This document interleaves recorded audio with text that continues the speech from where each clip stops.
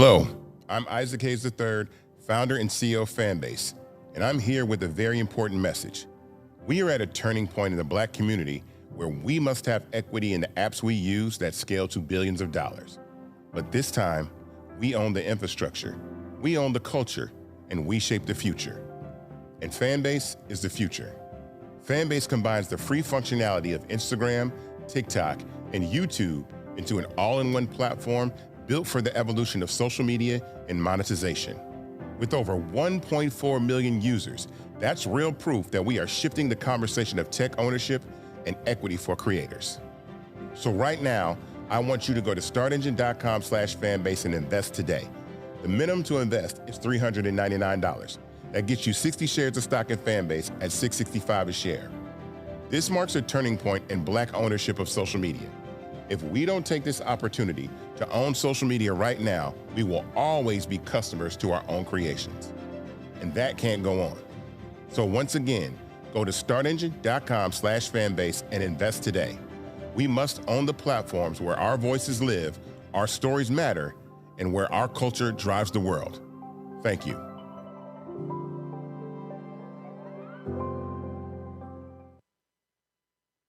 Folks, Black Star Network is here. Hold no punches. I'm real revolutionary right now. Black power. Support this man, Black media. He makes sure that our stories are told.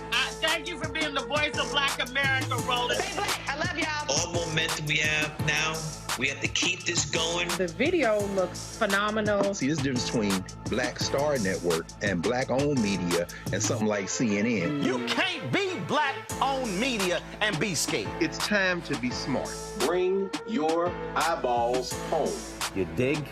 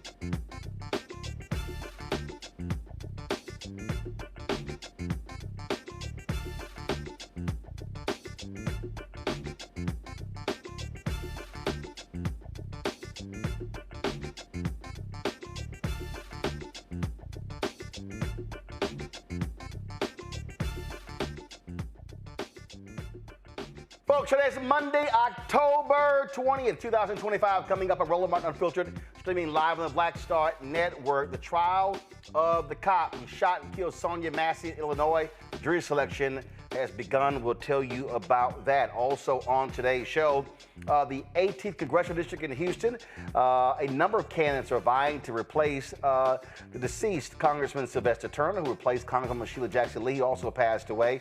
We'll talk to one of those candidates on tonight's show. Also, the Department of Homeland Security, they screwed up. Then they doubled down. They actually posted a doctored video of some black kids saying that they were going to come after ICE.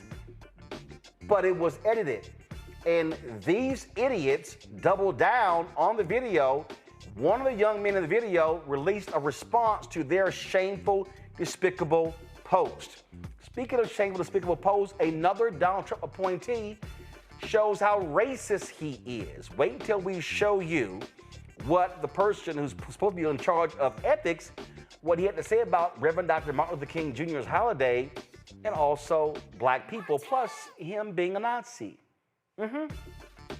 He actually said that, y'all. Also, Stephen A. Smith continues to run his mouth and get stuff wrong when he talks about Congresswoman Jasmine Crockett. I dealt with this a week ago. Looks like I gotta do it again. And also, Fit, Live, Win. We'll talk about the issue of breast cancer. What's going on with young black women? More and more 35 and under are being diagnosed with breast cancer. It's a lot we're gonna break down. It's time to bring the funk. I'm Roland Unfiltered on the Black Star Network. Let's go. He's got it. Whatever the miss, he's on it. Whatever it is, he's got the scoop, the fact, the find. And when it breaks, he's right on time and it's rolling. Best believe he's knowing. Putting it down from sports to news to politics. With entertainment just for kicks, he's rolling. It's on go, roll, y'all. It's rolling Montage, rolling with Roland now. He's funky, he's fresh, he's real, the best, you know he's rolling Montage now.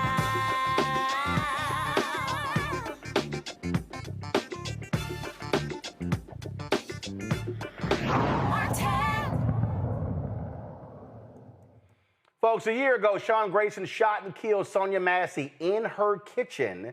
Now, he goes to trial. A number of potential jurors filed into a courthouse in Peoria County, Illinois, for the trial of Sean Grayson. He is the former deputy sheriff, in Sangamon County. He was charged with first-degree murder in connection with the fatal shooting of Sonia Massey. That took place on July 6, 2024. He faces 3 charges related to her death, including first-degree murder, aggravated battery with a firearm, and official misconduct. Now, this is the video right here, y'all, where he shot Massey in the head, responding to her 911 call about a potential prowler outside the home. Now, Grayson claims he felt threatened when Massey moved a pot of boiling water on the stove. Turn the audio up. Listen to this, y'all. Where you going? Huh? Where you going? Away from your hot steaming water. Away from my hot steaming water? Yeah. Oh, I rebuke you in the name of Jesus. I rebuke you in the name of Jesus. You better fucking not. I swear to God, I'll fucking shoot you right in your fucking face.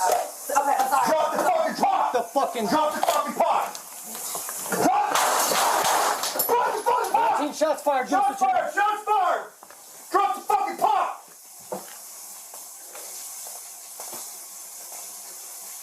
Bring EMS now. We got a headshot wound to the... Following the shooting, Grayson was terminated by the sheriff's office. We also found out that he had been fired from another police agency. In February, Massey's family reached a multi-million-dollar settlement with the county with regards to her death. The trial is taking place in Peoria after it was moved from Sangamon County due to extensive media coverage. Now, you watch that video, and I can't wait to this. When you have cross-examination, we don't know if he's going to testify. He wasn't even near her. She's literally across the room, and she moves a pot of boiling water on the stove. You see the video? They could have easily backed up. backed away. He claims, oh, he was sitting here scared for his life.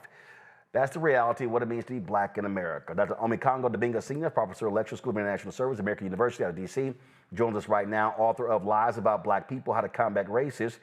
Also, Ashley Demi joins us out of Washington, D.C., and we got another guest we'll be waiting to hook up with. So, Omikango, I don't understand at all. This, again, anybody, you watch this video, it is ludicrous for him to say, oh, my life was in danger because she was standing across from the room with a pot of water.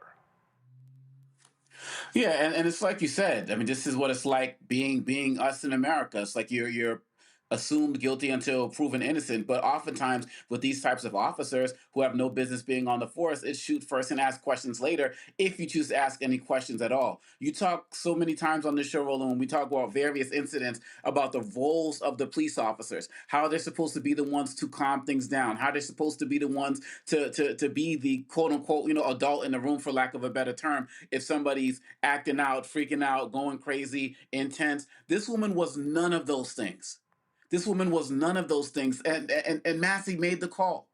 And so, and the fact that this man has worked at other places before, this is one of the reasons why we fought so hard to make sure that we have national registry of these officers, because this shouldn't have been a job he shouldn't have had an opportunity to have the second time. Her family did not deserve that. Our community did not deserve that. And this is just another example of these officers coming in cowboy style, feeling like they just have the opportunity and the ability to do anything. And this is what Trump talked about when he's like, law enforcement can just run wild. And this is an example. We've seen this many times before. Trump has said that, of course, but this is the latest example of that. My thoughts and prayers and any other support we can provide to this family is necessary, but something has to be done to these cops, because especially under Trump now, they're feeling more emboldened to do things like this, and her family and our community deserve better.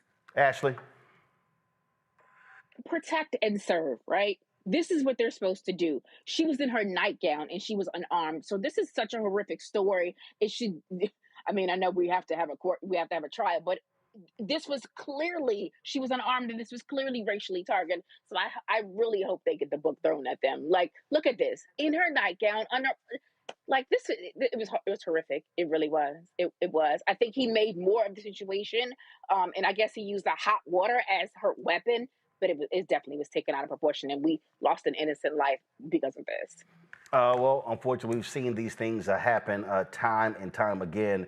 And so, again, jury selection takes place in this trial, and it will commence. We'll see how long it takes place when the trial actually begins. Let's go to a short break. We come back. Government shutdown is taking place. We'll talk about that. Stephen A. Smith, why does he keep talking about Congresswoman Jasmine Crockett? I don't understand. I got to deal with this again on the show. We'll be dealing with that. And plus, on today's show, Department of Homeland Security altering or posting on social media an altered video. They don't fact check. They don't care. And they're going to put these young black men in harm's way. Oh, and Donald Trump is tearing down a portion of the East Wing to build his stupid-ass ballroom. And he lied, saying the White House was never going to be touched. The liar lied. No shock. You're watching Roland Unfiltered on the Black Star Network. Nicole Cole knows the cornerstone of a successful life starts here. Virginia Public Schools gave Nicole an excellent education. They helped her become a small business owner, family financial planner, mother, and community leader. Now, after 4 years on the Spotsylvania School Board, Nicole is running for delegate to meet the needs of all students. As our delegate, Nicole will fully fund our schools, raise teacher salaries, and help graduating students stay in our communities. Nicole Cole for delegate. For us, for our future. Josh Cole became a pastor and delegate to serve his community. That's why Josh is fighting to lower costs for families hurting from inflation and make sure we can all afford quality health care. But Sean Steinway has embraced his MAGA backers who support Trump's mass firing of federal workers and the MAGA plan to ban abortion with no exceptions. We deserve better than Sean Steinway.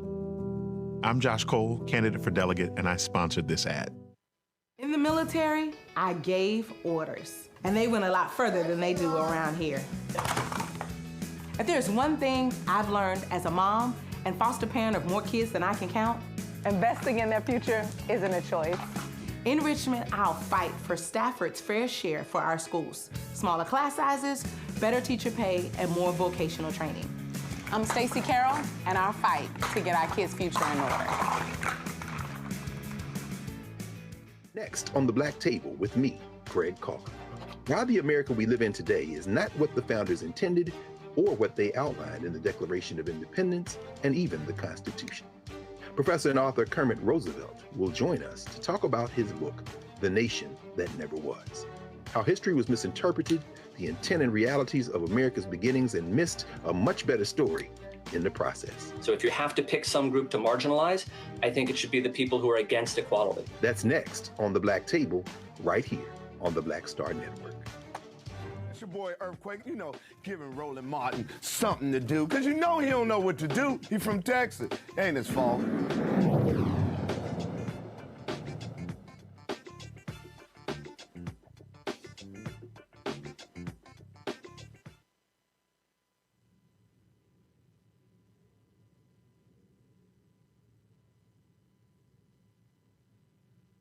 All right, folks, this is a live look of the United States Senate where they are going to be voting for the 11th time on a bill that would reopen the government until November 21st. That's right, military pay has once again become a focal point as Republican Senate Majority Leader John Thune aims to pressure Democrats to support the Trump-backed measure, which is part of the GOP's strict shutdown strategy. Now, the House, they're out of session again. Do y'all understand that the House has literally been out of session 72 of the last 84 days? They've worked 12 days. That's it, 12 days. 12 days. And Speaker Mike Johnson, it's not like he gives a damn. And so he keeps saying, well, no, we're in a pro forma session, and so we're not going to sit here and do any business until Democrats stop, stalling while they reopen the government. But the reality is Democrats are standing firm on the issue of health care, and that's what's going on. And so what you got here is Mike Johnson, of course, who also refuses to seat the duly elected member of Congress from Arizona. Now, he was on ABC This Week on yesterday. John Carl pressed him on this, and then Johnson came up with another example. Oh, no, because, his reason keeps switching. Now he's trying to blame it on Nancy Pelosi. Listen to this idiot.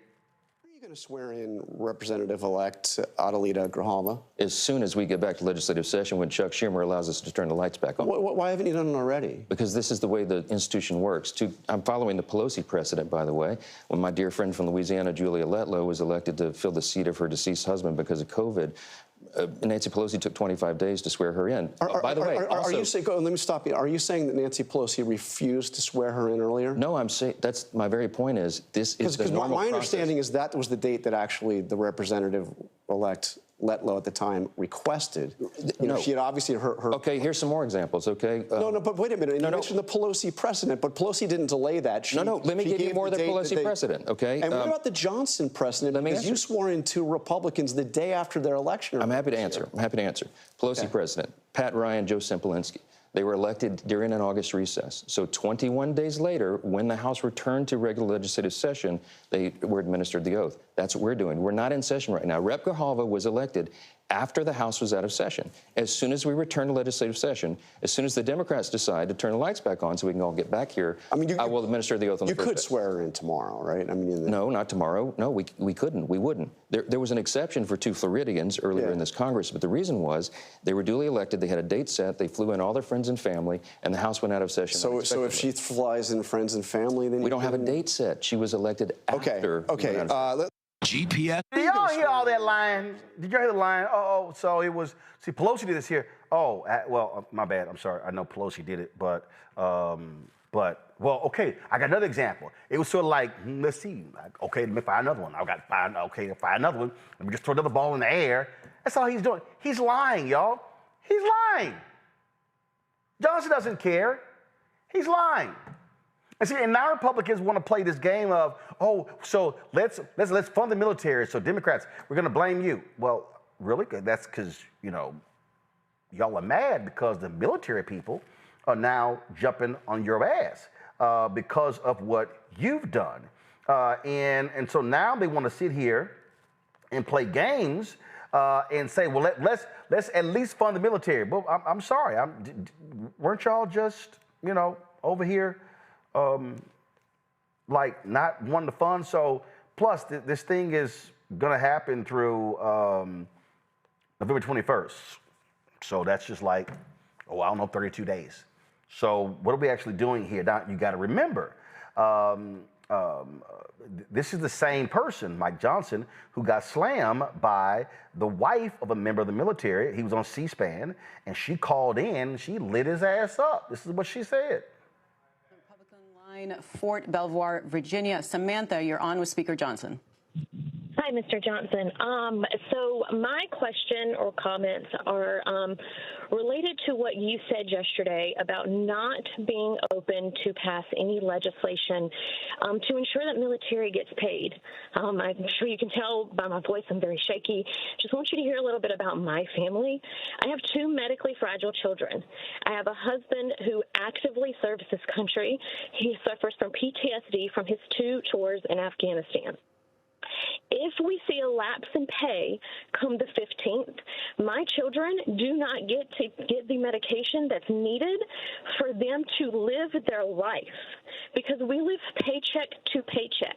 I heard you earlier say that you side with President Trump on anything that he says. Well, I just read an article this morning that said he absolutely wholeheartedly believes that there needs to be legislation put in so that we do not miss a paycheck. You have the power to do that. And as a Republican, I'm very disappointed in my party, and I'm very disappointed in you because you do have the power to call the House back. You did that, or you refused to do that just for a show.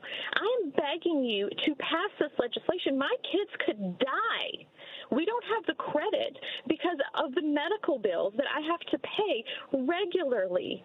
You could stop this, and you could be the one that could say military is getting paid. And I think that it is awful, and the audacity of someone who makes 6 figures a year to do this to military families is insane. All right. I want you to understand what happened here. She mixed a couple of things together. Okay, so she mixed military pay and she mixed health care credits. Now, this is what people need to understand. And this is why the right is getting nailed and they can't handle it because they're getting killed on this issue of the health care subsidies. We've seen this go on. So check this out. Robert Rice, the former labor secretary, reposted this tweet from accountable.us. If Republicans in Congress don't extend the Affordable Care Act tax credits, 5 million Americans lose health care, premiums soar for millions more, 340,000 jobs disappear. Y'all see that? Y'all see that? That's real, okay?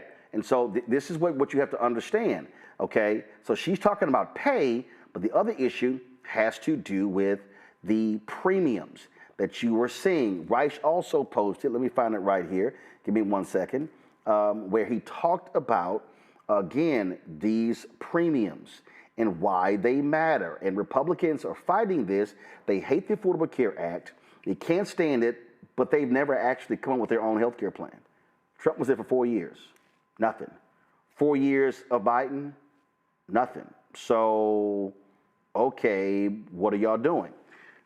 Rice posted this. 10 million adults on the Affordable Care Act plans are self-employed or small business owners and employees. A restaurant owner in Virginia could see his monthly premium double, shooting up to $1,400 a month. Small businesses are the lifeblood of our communities, and Republicans are shafting them. Hello? See what I'm saying, y'all? See, this is what they don't want people to contend with. They don't want you to contend with this here because when you start looking at the money, when you start looking at the numbers, these are the people that are being impacted. And so what the Republicans tried to do was, when they passed that big ugly bill, they shifted a lot of those costs to 2027 so it wouldn't impact the 2026 midterm elections. The problem is this little subsidy, it has to be dealt with right now.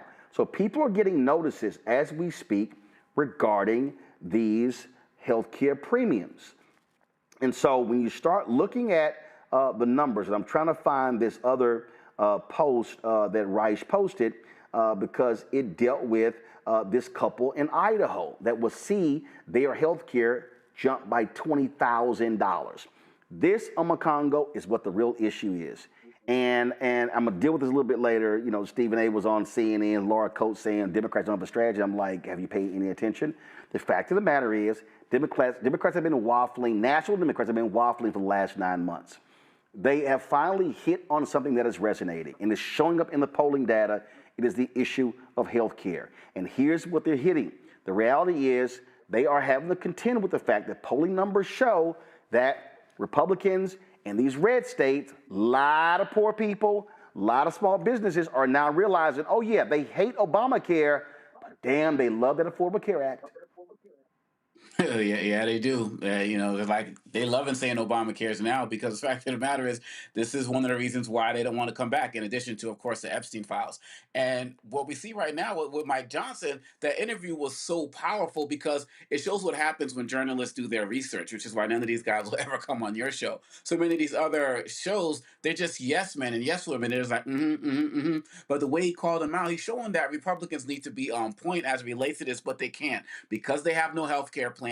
And they just are so anti-Obama anything. And the fact that the Democrats have finally found their message and are sticking with it. You know, one of the talking points that the Republicans had was that the Democrats were going to agree to open up the government right after the No Kings rally ended. But yet here we are again into day 20 of the shutdown. And so the Democrats do have a strategy. Trump got over on saying waste, fraud, and abuse. They had their phrases, they had their catchphrases every single time. And now the Democrats have that as well. And these folks in these red states, you talked about the military and them not getting money or getting, money in a particular roundabout way. Same thing with the farmers, right? Who we've also talked about on this show and who are also pissed off. And even the money that they can't, that is supposed to bail them out, they can't even get now because of the shutdown. So if they're going to get something, it's going to take a little bit longer. This healthcare message has to stick. Everybody's talking about Democrats need to run on affordability. Yes, they're running on that, but this healthcare is connected to that because we're going to see so many challenges with our society right now.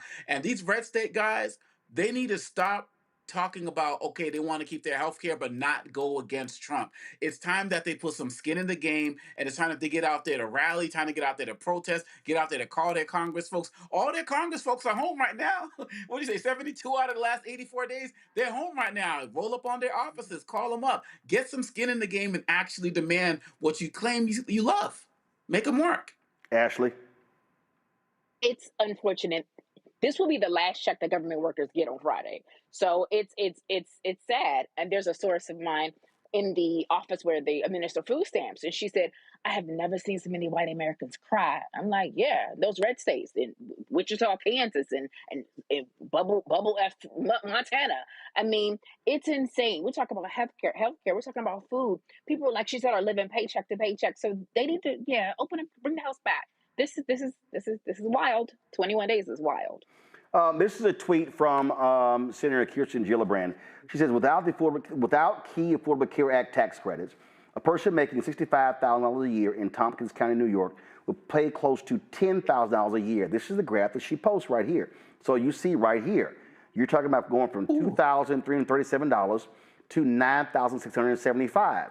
See, it amazes me, these people who don't want to confront the reality, Congo, that subsidies matter. Now, Trump wants to give billions to farmers who are getting screwed by his dumbass tariffs because China ain't buying soybeans.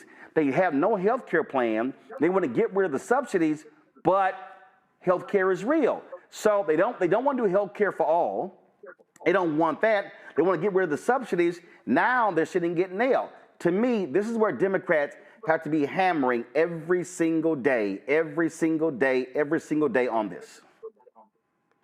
Yes, and they also need to be taking your advice as well as Reverend Barber's advice and putting more people in the front like they did at one of the rallies, that they had last week. They need to have people out there to put real faces with these costs and what's actually going to happen. Imagine if that caller who called Mike Johnson, imagine if they found her and brought her in front of people to actually talk, or people like her to talk about what's happening. I mean, people are at home with children who are sick, elder members who are sick, and this is something that's going to be needed. And then the family that's just healthy, but just can't afford it, period, bottom line. These stories need to be told. And these stories are all out on Instagram and TikTok and all in the social media spaces. These are people who are not hard to find. So this has to be the next step of the Democratic message, is putting more people in front who can speak to the real challenges that are happening right now, the small businesses, the individuals who are working in their communities, the hospitals that are going to close. Some have already started closing in rural areas as well as in city areas as well. There is a way to continue to dominate this message.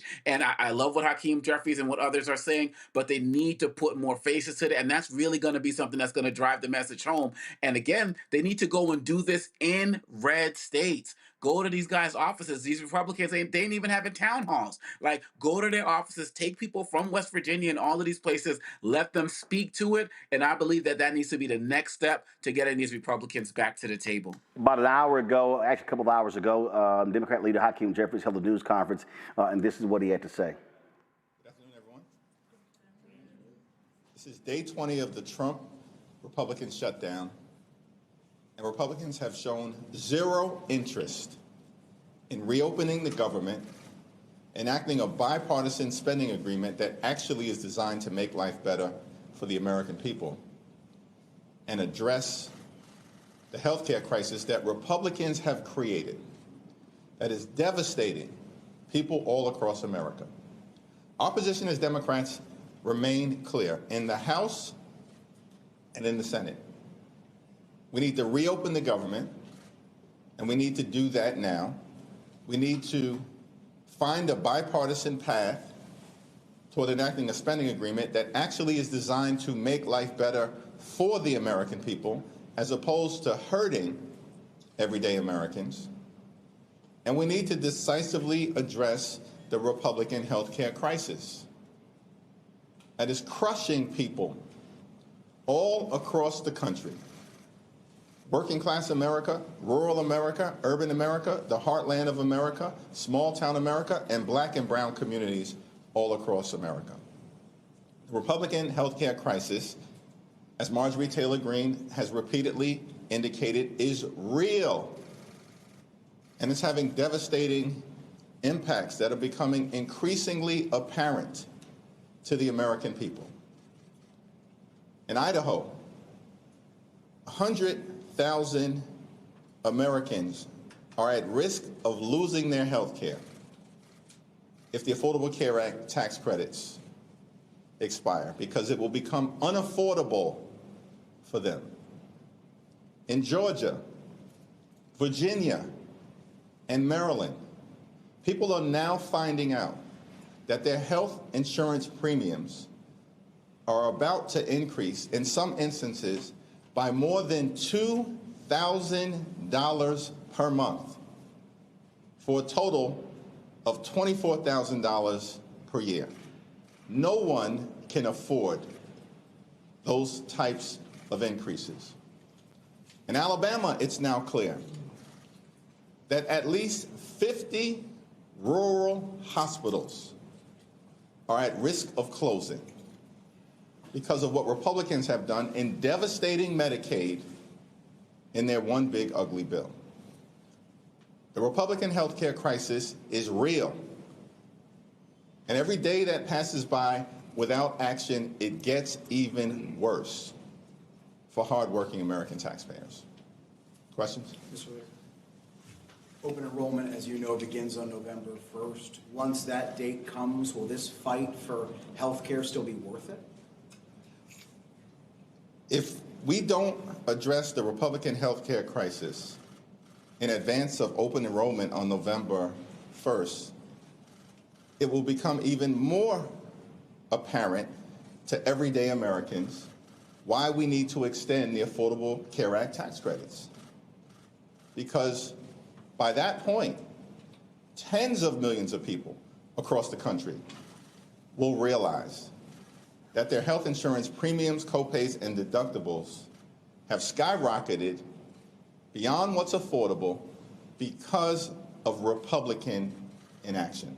So it wouldn't guarantee an end to the shutdown come November 1st? It's certainly our hope that as the reality starts to sink in for so many Americans across the country, that because of the Republican refusal to extend the Affordable Care Act tax credits for working class Americans, that their premiums, copays, and deductibles are going to increase by thousands of dollars per year, in some cases more than $20,000 a year, that action needs to be taken by the Congress now, as Democrats have been saying for the last several weeks. If Senate Democrats walk away with a failed vote to extend the ACA subsidies, let's say a 60-vote threshold, and declare victory and vote for the clean CR, would that be a satisfactory outcome for you, your caucus, your voters? House and Senate Democrats have been on the same page from the very beginning of the effort to try to fund the government, which is to make clear we need to cancel the cuts, lower the costs, save health care. Thank you, Leader. Speaker Johnson held his press conference with Chip Roy, Andy Harris of the Freedom Caucus this morning. He said that Republicans were captive to the left. That's why you and Chuck Schumer were so supportive of the No Kings rally this weekend. I want to kind of get your sense of how do you see the Republican opposition to the ACA subsidies, which is something that the Freedom Caucus is leading on. Can you speak about that dynamic of them framing you all as captive to the left when the Freedom Caucus is kind of leading on their opposition to the extending the ACA subsidies? The House Republicans are divorced from reality and have continued to function as nothing more than wholly owned subsidiaries of Donald Trump and his extreme administration. From the very beginning of this Congress, Republicans have done nothing to make life better for the American people. That's why the American people know overwhelmingly the country is heading in the wrong direction, and why Donald Trump's approval ratings are at rock bottom. Republicans promised that they were going to lower the high cost of living on day one. I love promoting our delicious baked goods. Thanks to OptiSigns. Hold tight 1 second. We're going to play the rest. Here we go. Here we go. Electricity prices are through the roof. Housing costs too expensive. Childcare costs too expensive. Groceries too expensive. And now, because of Republican refusal to extend the Affordable Care Act tax credits, tens of millions of Americans are about to experience these dramatically increased health care premiums such that they will be unable to see a doctor when they need one, when their children need one, or when their family needs one. Like, at the end of the day, this is about the health care of the American people. And this is about driving down the high cost of living. No matter what lies or disinformation Republicans continue to try to put out there in the public domain. The Republican argument coming from the House has changed every week. It literally has changed every week.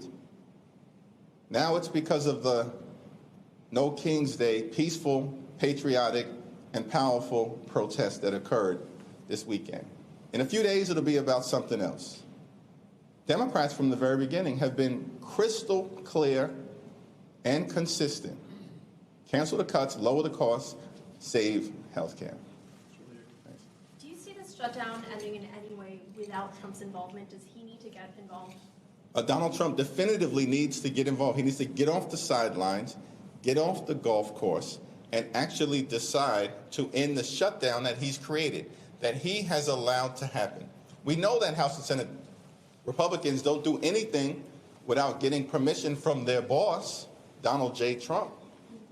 And the reason why there have been no negotiations, zero negotiations, since Republicans shut the government down, is because Donald Trump clearly wants the government shut down. He wants to inflict pain on the American people. And this will not change until Donald Trump gives Republicans permission to sit down with Democrats.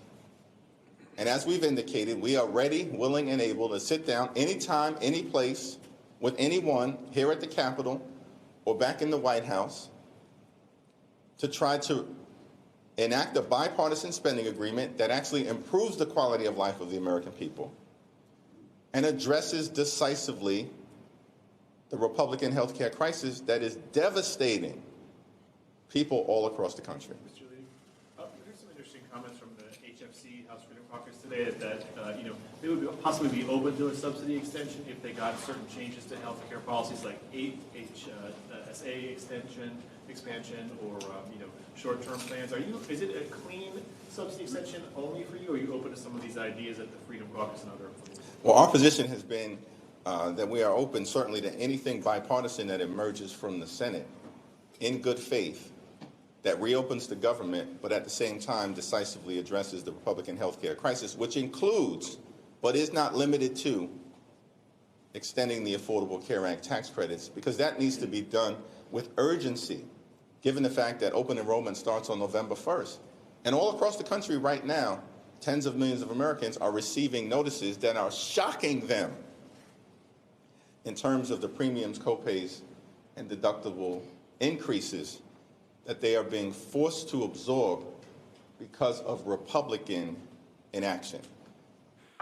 Right there, Congo, you ride it, you hit it, you hit it, you hit it, you hit it, you hit it, because whether folks like it or not, when you talk about health care, you're talking about it's impacting Republicans, Democrats, independents, voters, non-voters, black, white, gay, straight, Latino, Asian, Native American, it does not matter. And so Republicans have to be confronted on this issue. You have no health care plan, you have no fix, you're taking something away, you're not replacing it with anything. Yeah, I mean, he was hitting all the points, and no tie or anything. Looking a little bit more casual as well. He hit it, and he didn't let the questioners distract him from message. I have not seen a Democrat stay this on message in a very long time, and it's extremely powerful. And he kept, and you notice, look, we can sit here and talk about Epstein files and all this other type of stuff. He didn't go to any of that. He kept it strictly on the healthcare. And like I was saying, imagine if he had somebody else, some other people, average Americans who could come up there and speak to it.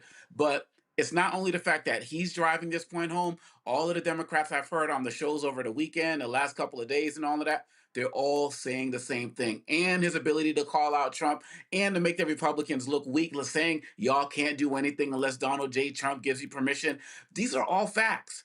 I'm not looking at anything that he's saying in there that is a lie, that's manipulation, and people can't argue with them because at the end of the day, the Democrats are there, or here, I should say. They are in D.C. So when he says we're ready to meet, it's not about, I'll fly down anytime. They are there in D.C. daily doing the work. The Republicans are nowhere to be found, and they need to continue to be called out. And the way he did it, I felt was masterful. Absolutely. Actually, you had all these Republicans last week whining and crying about the No Kings March. That's the First Amendment. That's the freedom of assembly, freedom of speech, freedom of expression. And so they were all mad and upset. It's kind of like, y'all mad? And guess what? There was no violence. They were predicting all of this massive Antifa violence because they were trying to distract. Their criticism of the marches were nothing very similar to me of the migrant caravans that Fox News breaks out every time around the election season. Mm-hmm. Actually, divorce from reality. Hakeem Jeffries said it perfectly. Because all America, rural America, urban America, the heartland, like 50 hospitals closing. That's what about pregnant mothers, friends and families undergoing chemotherapy? Like, this is bad. But Trump, like he said, wants to inflict pain because he's trying to create this dictator role that he's trying to want so badly, like his friend Putin. But yeah, wild. All right, folks, let's talk about Department of Homeland Security. Department of Homeland Security. So over the weekend, they posted a tweet, and this is literally what they posted. Okay, this is the tweet right here. Okay. All right, that's the tweet. Now I want y'all to play the video that they actually posted. You have that? Let's play the video. Blessed that these hoes on my dick cause I'm fly like a jet. They gon' be surprised when they see I made this beat, baby Chief and Kanye West. As long as the hoe outside with the zoo shit never see home. 26. Now that was the video. The video claimed. So again, DHS talking about they are threatening law enforcement. Here's the problem. That was an altered video. This is actually the original video that was posted on TikTok.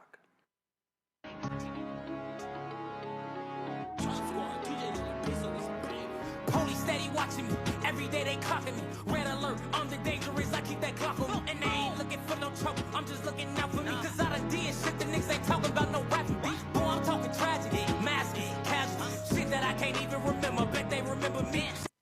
the original was talking about Iran. Now, somebody posted this next tweet. Somebody posted the comparison. Look at how doctored the video is. They actually removed some people from the video. They removed folks from the original video, and in the original, and in the altered one, they actually posted it. Now, what makes matters worse is these DHS idiots actually doubled down on their post. They doubled down, didn't apologize, didn't say, hey, we screwed up. No, these dumbasses doubled down. Now, the young brother who was in the center of the original video, he responded on TikTok. Y'all roll his response. So I'm getting these mad messages from my DMs and social media and on my comments. And I randomly get a text message talking about a recent video that was posted in my account. I was like, what are y'all talking about? By the way, I'm sick, so if I sound weird, yeah. I get threats daily on IG and everywhere all over my social media all of a sudden due to an old video I posted months ago about Iran. Iran, that was not to be a threat. It was literally a joke, bro. Like, seriously, it's just content. Anyways, once I seen that video that was posted in my account, then I was like, what the fuck? Well, didn't I post this like months ago? Then I seen the caption, and then I was like, wait, I didn't do that. I still got the video saved on my draft from months ago on TikTok, bro. I'm gonna pull it up right here. Now, here's the fucked up part. The federal government is involved with something that I didn't do. Like, what? So this is what they reposted off my TikTok. That video got taken down. So here's what they reposted on their page. Now that video is going crazy as hell on Twitter, bro. Now I'm a threat to the government with something that I didn't do, bro. Now I'm being called a wannabe YN, a wannabe gangster over a video that I didn't caption or I didn't post. So thanks for my followers for letting me know about this, because seriously, this is getting out of hand. Like, literally, this is going crazy, viral all over social media right now. Probably might end up being on the news, bro. So my apologies for that contradiction and rumors from happening. I know my First Amendment, but I did not post that video. So to clear that out, I did not post that video, and I apologize for all the rumors that is going around right now on social media about this conflict. And those other kids that was on the video, bro, they volunteered to want to be on the video, bro. I asked them if they wanted to be on the video, and then they said, yeah, they agreed with it. But it wasn't really aware with the caption for the Iran video. But that Iran video trend that was going on a few months ago, I wanted to hop on that trend, and I peeped a lot of people was doing the same thing too. So I wanted to be creative and change my perspective. So then I seen comments saying, oh, what if somebody made a YN type of video? So then I ended up making that video. And then I started getting threats. Like, what? How is it my fault that's what y'all wanted? The original video was posted on June 22nd, the day the U.S. bombed Iran. His video had to do with Iran. And these assholes from the Department of Homeland Security, including Ice Barbie Christian, they're so pathetic, they haven't taken it down. This is on the Twitter feed right now. They doubled down on this yesterday. We have the receipts. This young man posted violent threats of murder against our law enforcement. He then deleted it when he was called out and attempted to deny all wrongdoing. We have the receipts. The internet is forever.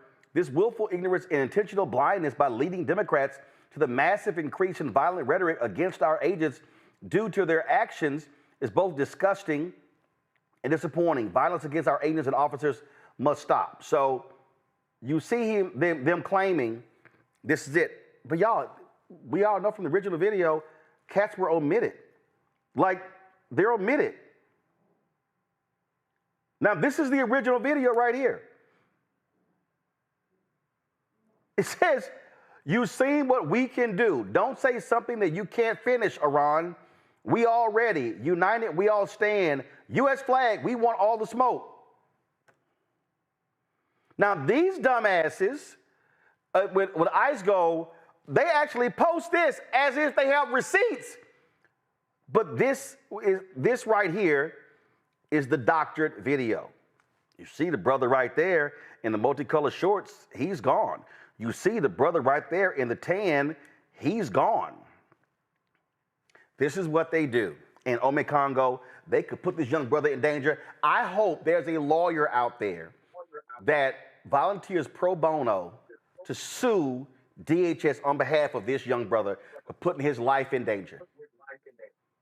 There has to be somebody out there willing to do that. I mean, it's one thing when they talk about so many of these other guys, whether it's a Comey and all of those guys who they falsify things, you know, people who are of means, who can defend themselves and have great national and international reputations, but coming after a normal individual like this with doctored information, you know, one arrest of this guy, he's not able to get jobs. He's not able to work. What type of pressure? He's already experiencing death threats or putting out a video on Iran, you know, in U.S. in support of the United States. What about his family? When people start showing up at the door, I don't know his age. Is he in school? Like, are they going to start showing up at his school or the other kids' schools? I mean, not only are we dealing with the fact that they are taking these men, these young men who made a video using their art, but now they're making them also look like criminals. So we have the black male as thug stereotype, but then on top of that, you're saying these black thugs are coming for ICE. It's absolutely ridiculous. It's cowardly. They won't, and the fact that they won't take it down, they're probably doing more of it, or other people that we don't even know about. And we really haven't seen this story anywhere else, Roland. People need to rally around this man and his community, because I'm very nervous about what's going to happen. And Kristi Noem will have this guy arrested and go on Fox and call this guy a terrorist, Hamas sympathizer that we're not going to tolerate. And this, you can tell, you can see the fear in his voice. It wasn't just about him being sick, in my opinion, and we need to rally around this. It's disgusting. It's despicable. Like I said, it's one thing to do it to the high-profile John Boltons of the world, which is all, you know, messed up, whether we care about them or not. But now we're going at the young people in the community who are using their art, and you're manipulating it, using AI and all of this other type of stuff to drum up cases. It's despicable, and I do hope this brother gets the representation he's going to need. Ashley? I'm confused. So, how old is he? Where are his parents? This is a very, very serious situation. So to hop on a trend of something like this really wasn't smart to begin with. I get it; they should not come for him, and AI can be tricky. They could have made it. It could have been a completely different situation. There was just an episode on Law and Order, and this teacher went to jail because they altered and put him in the video having considered it rape with a minor. So anytime you put these videos on the internet, they can be turned into anything. So I really think he shouldn't have hopped on the trend anyway. That's my opinion. But now he needs to get a lawyer. Wait. Hey, he's responding to the bombing of Iran. So a bunch of people were doing that. So people do videos all the time. Okay? People can hop on a dance trend, any kind of trend. This is the federal government on a federal government Twitter account finding a doctored video, no verification, no fact check, and then condemning him when he was actually standing in support of the United States. So I'm not going to condemn them for doing a video where they were like, yo, Iran, we want to smoke. But I don't think he's ready. Like you said, you hear fear in his voice. I hear confusion. I don't think he knows the magnitude. Every trend isn't a trend to hop on just because it's a trend. But no.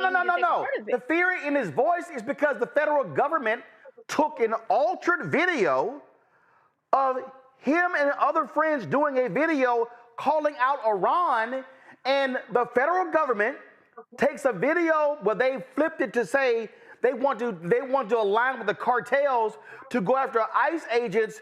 I'm sorry. The job of the government is to verify what the hell you put out. You don't just run with something you came across. This is an official government Department of Homeland Security account. I'm not chastising the brother. I'm chastising the Department of Homeland Security. I'm chastising both. Why? Why should the young brother get chastised? On the internet, Because anytime you put something on the internet, it no longer belongs to you. We lost our freedom of speech. Look what's going on.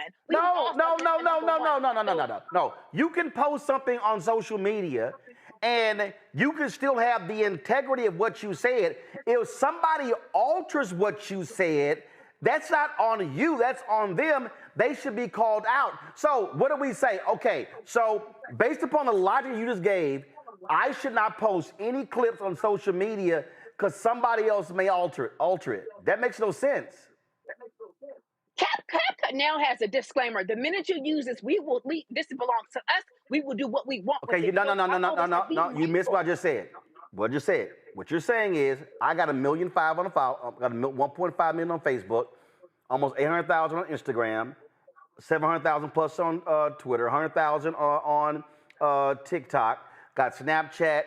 Got Fanbase, Spoutable, Spill, LinkedIn, YouTube. So the point here, using your logic, I should not post anything on social because somebody else might take it, edit it to make it be completely different than what I said, and I'm at fault because of what they did. That makes no sense. I'm saying when you post anything on Instagram, be mindful of the repercussions that you may suffer, period. Okay, but this is a federal government agency. Ashley. Okay, Ashley. Okay, Ashley. So do you post on social? Okay, so if the federal government, if somebody took one of your posts and completely changed it to say, Ashley said, let's go kill ICE agents, and the federal government posted on their Twitter account, and somebody says, well, Ashley, it's your fault too because you posted it. We're in a world with Donald J. Trump as president. I wouldn't do anything and post anything related to the federal government, to ICE. It wasn't related. Okay, but the original post. I understand. But the original post wasn't related to the ICE or the federal government. It wasn't. The original post was on June 22nd, the day the United States bombed Iran. Okay, united we stand. However, look at this though. Okay, so take the text out and look at this. What does this look like to you? If you take out, okay, united we stand, but if you look at this, what does this look like? We already look, this is like a racial profile. If you look at this, it already looks intimidating. No, what it looks like is several young black men said, Iran, you want this smoke? Yeah, we got some for you. United States, we standing with the U.S. Hell, how many times people posted this after 9/11 or after anything else? Like literally, how are we blaming the brother? I'm not blaming him. You are. You literally said, well, you literally blamed him. Yeah. Again, in the America we're in now with Donald J. Trump being black, you can't do everything that they can do and think it's okay.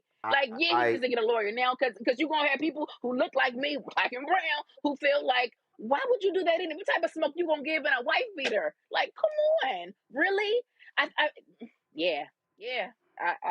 You need a lawyer. I'm in the middle. There's no middle. Congo, go ahead. Nah, there's no middle. I mean, all of us have videos out there, and the fact that that Donald Trump is the president doesn't give people shouldn't give people fear to say don't post anything. I mean, I can post a video walking with my son, and and people can take that and say these guys are coming for ICE agents, and it's just wrong. It's illegal. It's not only misinformation, it's disinformation. And again, they can literally do anything. They altered the picture to make sure the brothers with the brightest clothes were no longer in the image. I mean, people can take anything and do anything with it, but that doesn't mean that we're supposed to lose our freedom of speech. I'll be damned if I'm going to say freedom of speech is over because Trump is president. I'm sitting here with a book called Lies About Black People, and people can say that, oh my gosh, this is a terrorist author and so on and so forth. We're supposed to fight. We're supposed to resist. But again, at the end of the day, the brother had a patriotic video. in support of the United States. I didn't even see the flag until Roland pointed it out. He is not to blame for his artistic expression. And you say that, you know, they could do it to anybody. They are doing these types of things to all different types of people. But if that's the case, every rap video needs to be taken off right now. Every video that's out there needs to go because it can also be altered. We can't live like that. And this brother made this in June, like in June. What have people been making sense? I posted like 3 videos today. Any one of them could be turned into some type of anti-ICE video. We're supposed to be able to speak our minds. We're supposed to have freedom of speech. And when people aren't even intentionally targeting the government and being made to look like they are, that's lawsuit worthy, and that has nothing to do with that brother. And to make matters worse, they have had numerous people respond to them, and Donald Trump's Department of Homeland Security doubled down saying, we have the receipts. You got the receipts off of a doctored video and not the original. That's what these folks are. All right, let me go to a break. We come back. Another racist Donald Trump wants in his administration, but Politico dropped some text that he said some, let's just say, awful things about black people, and he said how he identifies as a Nazi. Yeah, we'll discuss that next. And Stephen A. continues to run his mouth about Congresswoman Jasmine Crockett, but why does he keep getting his facts wrong? Yeah, it's time for a fact check. Folks, you're watching Roland Martin Unfiltered on the Black Star Network. Support the work that we do. Join our Bring the Funk fan club. The goal is very simple. Get 20,000 of our fans contributing on average $50 each a year. $4.19 a month, 13 cents a day. If you want to support the work that we do, please join our fan club. The goal is to raise $1 million between now and the end of the year. Of course, to celebrate our 7th anniversary. Come on, show it. Come on, let's go. Thank you very much. Stripe QR code, you see it right there. If you want to give via Cash App, use that QR code. Also for credit cards, PayPal's R Martin Unfiltered, Venmo's RM Unfiltered, Zelle, Roland at RolandSMartin.com, Roland at RolandMartinUnfiltered.com. Checks and money order, make it payable to Roland Martin Unfiltered, P.O. Box 57196, Washington, D.C., 2003 7-0196. Back in a moment.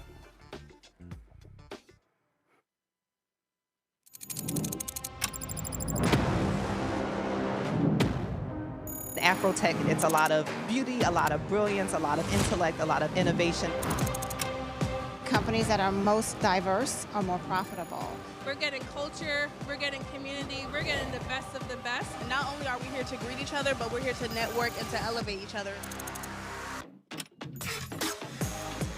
Everybody from all the major tech companies here, and that means that now everybody's in the same domain.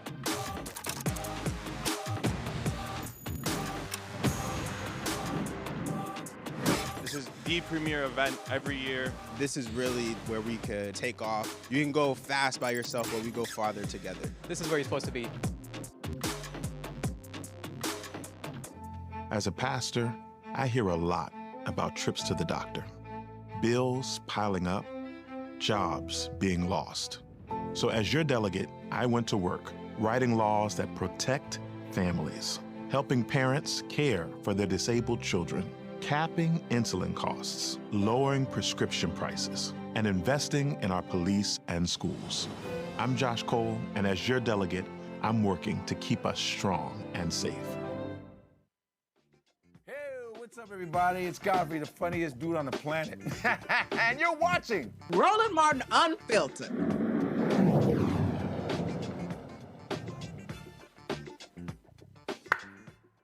Folks, the 18th Congressional District in Texas does not have a representative right now after the death of Congressman Sylvester Turner. He, of course, replaced Congresswoman Sheila Jackson Lee, who also passed away. That's because Texas Governor Greg Abbott refused to call a special election, forcing candidates to wait until November to actually run for the position. One of the folks who's running is his Texas State Representative, Jolanda Jones, who joins us right now. I'm glad to have you back on the show. Let's get right to it. First and foremost, because of the racist gerrymander, you're only going to have this position for a year if you're elected. Why do you want to do it? What can you contribute? What can I contribute? I can fight for the constituents of Texas 18, first of all, because that's what, I mean, I've literally been elected 11 times in Texas 18. And I am just like, my family is just like the constituents of Texas 18 who are now suffering at the hands of Donald Trump. I mean, I'm a kid who grew up in a single family household. actually, my parents started off together, sort of normal. My dad went enlisted in the Marines, went to Vietnam, didn't come back the same. And he came back, he was depressed. We now know it was PTSD. He killed himself. I was with my father when he blew his brains out. I've had a whole bunch of counseling to overcome that. But immediately my family became led by a single mom who only ever wanted to be a housewife. And I mean, Roland, I could tell you we got evicted. 10th grade, our house burned down because we were using candles, didn't have electricity, and we went to school the next day. The point is, I got my eyes checked, I got my teeth cleaned, I got my vaccinations at the city health clinic in Herman Park. My mother's a postal worker, so she had a good government job, and she has a good retirement because she had a good government job. So I know the government needs to work for you. I know that every level of my education came from public school, elementary, middle school, high school, college, law school.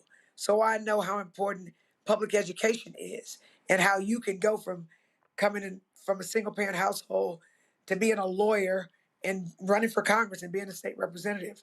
So somebody needs to understand the struggles of people. I mean, getting kicked off Medicaid and Medicare and trying to rob us of our Social Security, which is poor people's retirement that we pay into. So you basically stealing from us. So yeah, that's why I'm running.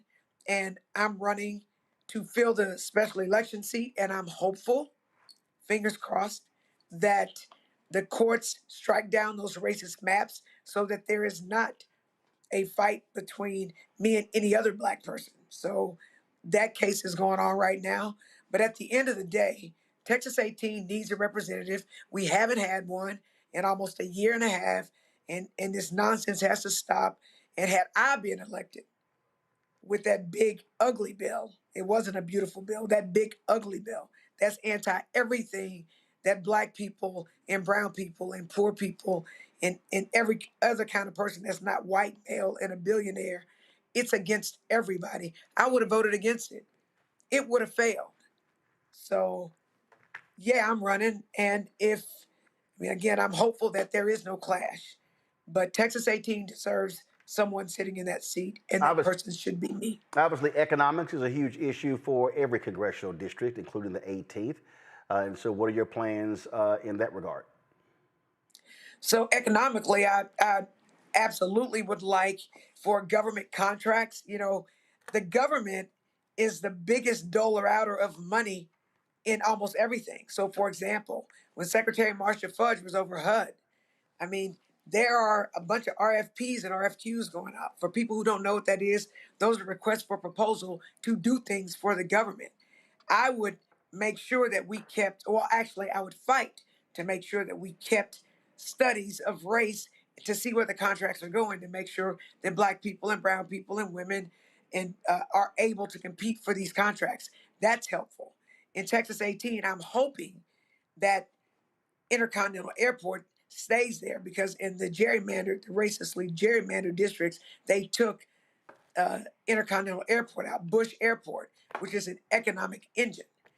So those are the kinds of things that I will be doing. I will be meeting regularly with businesses who want to do business with the government and let them know what RFPs and RFQs are out there so that they can compete for government contracts. If they have to start off as subs, I'm going to put them in contact with primes. And if they want to compete to be the prime, I want to help them with that. So I want to help them build capacity. Those are the kind of things I'll do as it relates to business in Texas 18. A lot of people have no clue how government works. Republicans control the House. You're used to that in Texas. So explain to people how, as a Democrat, I'm going to deal with Stephen A., his comments about Jasmine Crockett in a moment, but explain to people how politics works, even though Republicans may be in charge, how you actually get things for your district, even though they hold the power. So let me talk about what happened in the state legislature really quickly, because it's sort of analogous in that it is majoritarily Republican. In the Texas House, there are 88 Republicans and 62 Democrats. To pass anything, you have to have 76. You have to have half of the 150 of us. And so if we only have 62, I literally have to go find 14 Republicans who are willing to vote with Democrats. And I did that. In the Senate, there are 20 Republicans and 11 Democrats, which means that I'd have to go find 5 senators who are willing to vote with Democrats in order to get any of my bills passed. I was able to get 3 bills on the governor's desk. Now, was I like, I mean, these are people who, when I first filed my bills, were against my bills because I'm a Democrat, right? But so it required me to go talk to people who I didn't have a lot in common with and explain to them why my bills were not quote unquote Democrat bills, while they were bills that were best for Texans. So, for example, one of my bills was to get actually innocent people out of jail. That's not Democrat or Republican. That's get innocent people out of jail. I got Joan Huffman, who was a right-wing Republican, to carry that bill because I helped her understand why if you have innocent people in jail, you're hurting Texas. Another bill that I got passed was putting local civics, another bill that I got passed was putting local civics in schools. So I want for kids when they graduate from high school to be informed voters. And I don't want for them to go complaining to city council when they're mad at the school board. They need to know who the different governmental, quasi-governmental entities are so that they can be mad at the right person. The governor actually signed that bill back to my get actually innocent people out of jail bill. The governor, in his veto statement of that bill, said it was a common sense bill. But that was really in punishment for me not voting for a bunch of really anti-everything that we stand for bills. I also got a bill for the Harris County Hospital District, which is where people who are poor go to get their health care. Well, there's a lot of violence there. The patients are getting beat up, and the people who work there are assaulted. And so it was hard to keep people working there, which meant that they couldn't give the health care that they needed, and they were paying a premium for law enforcement there because they'd have to hire police officers with extra jobs. So I got them a law enforcement agency so that patients are no longer going to get beat up and people are going to be safe in their workspaces. So I have been able to work across the aisle. I will do the same thing in Congress. I can tell you I've already been building relationships with members of the CBC. One of the people who contributed to my campaign is Congressman Clyburn, and I'm very proud of that. Another person who's contributed to my campaign is Representative Bonnie Watson Coleman. I could go on. Another person, I mean, I could go on. A number of CBC members have contributed to my campaign. And I believe that's because they'd like to work with me. Let me be clear. When I get into Congress, I get that I'll be a freshman. And I don't care how great of a freshman you are. All you have to do is remember how it was when you were in 8th grade and you went to 9th grade. Didn't matter how much of a sports star you were. When you got to 9th grade, the people on varsity, even if you happen to be on varsity, let you know you were a freshman. It's going to be the same way in Congress. So I've already started building relationships with senior members of Congress to help get money appropriated to Texas 18. Because I understand that I'll be one of the lowest people on the totem pole. And so people that I have started developing relationships, and I said, who have contributed to my campaign are like on the Appropriations Committee, on the Ways and Means Committee. Those are important committees. Right. So I've already started building those relationships. Questions? Congo, you first. First of all, Jolanda, I wanted to thank you for the courage and bravery that you showed when the Democrats in Texas, left and you refused to come back. I mean, it really was inspirational for all of us. And that kind of leads to my question. No doubt. What did that experience teach you as it relates to solidarity and moving forward that can give you a different type of energy and spirit that you would bring to Congress? So, first of all, I don't feel like I had a choice of whether I went and whether I stayed because the times demanded it, civil rights demanded it. I was thankful that we as Democrats had the courage to leave at least for one session. Me personally, I was prepared to stay for as long as I needed to stay. So I was prepared to be gone until December, which would have killed the maps, period. But it gives me hope that we can one day stay together longer because I really didn't think we were going to quorum break at all because before we actually did it, there were so many people who just didn't want to do it. And so we were able to come together and at least prove a point for a small period, again, for me. The quorum break was like my Montgomery bus boycott moment. They stayed gone for 380 something days. I was willing to stay gone as long as I needed to actually kill the maps. It didn't end up working out like that, although I did not go back to give them the quorum they needed to pass those racist maps that they ultimately passed. But I was hopeful for the time that we were away. I was so hopeful that I saw Black people coming together. I saw the Black media coming together. And I think as elected officials, we have to support Black media. We have to give them the scoops. I mean, that's why I spoke with Roland, I spoke with Joy, I spoke to Angela Rye, and I explained to them the maps.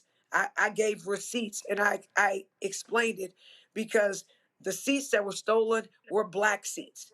And Black faces needed to be the face of the quorum break because they were stealing from us. And, you know, people who aren't us, people who aren't of color, people who aren't Black, struggle saying racist. But Black people, at least this Black person, me, Jolanda Jones, if it's racist, I'm going to call it racist. That's what I love about Roland. He always speaks truth to power. He's not afraid. When the white media tried to muzzle him, he said, you know what? I'm not about to stay with y'all. I'm going to create my own.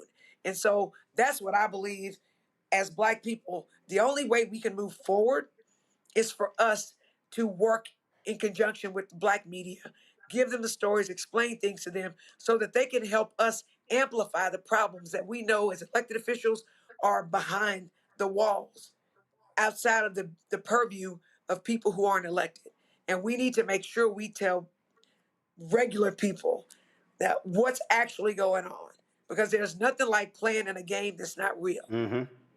And most politicians create fiction. They don't tell the truth. Ashley, question? Thank you for running, Jolanda. And earlier you mentioned Clyburn. In what ways, what contribution and impact do you feel that you're going to make specifically to the Black Caucus? So first of all, I'm going to work with the Black Caucus, with the CBC, because we're under attack. I understood clearly what Trump is trying to do with these racist redistrictings. He literally is going to Republican states and he's targeting the CBC. It's not a coincidence that the CBC has the most seniority in Congress. So even if you are the minority party, if you have seniority, you're a ranking member of committees. So that is what he's trying to do. He's trying to give a whole bunch of mediocre white people positions and replace seasoned Congress people who know exactly what the hell is going on. And so I am going to work with the CBC, right? Obviously, there are things that we need in Texas 18. We need affordable health care. We need affordable housing. We need the police to stop messing with us. We need public education that's fully funded. We need all of those things, right? But what I'm going to do is figure out what the CBC, what plans we have going forward, and try to be a contributing part of that team. And hopefully in turn, they will help me get money appropriated to Texas 18.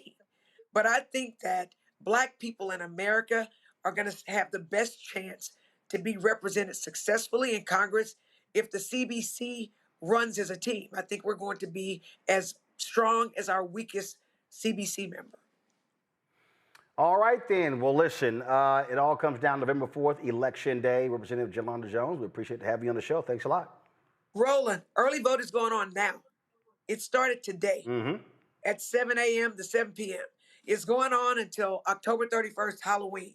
So from today until October 31st is early vote. Election Day is November 4th. And please follow me on social media at Jolanda Jones. My name is spelled Jolanda Jones. And please visit my link, jolandajones.com. Donate, volunteer, but I'm in it to fight for the least, the last, and the lost. And I will be a part of the CBC because we're strong as our weakest member. All right, then. Thanks a bunch. Thank you, Roland. Folks, I'm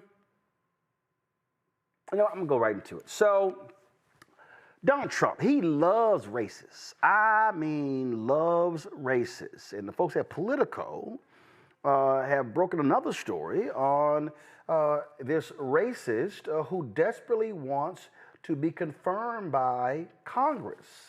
That's right. His name is Paul Ingracia. And it's quite interesting, y'all, little Paul. So here's a photo. Here's a photo of Paul with Donald Trump. Check this out. Here, look at Paul here, y'all. So let's just zoom right on in. So both of them got little thumbs up, all this sort of good stuff.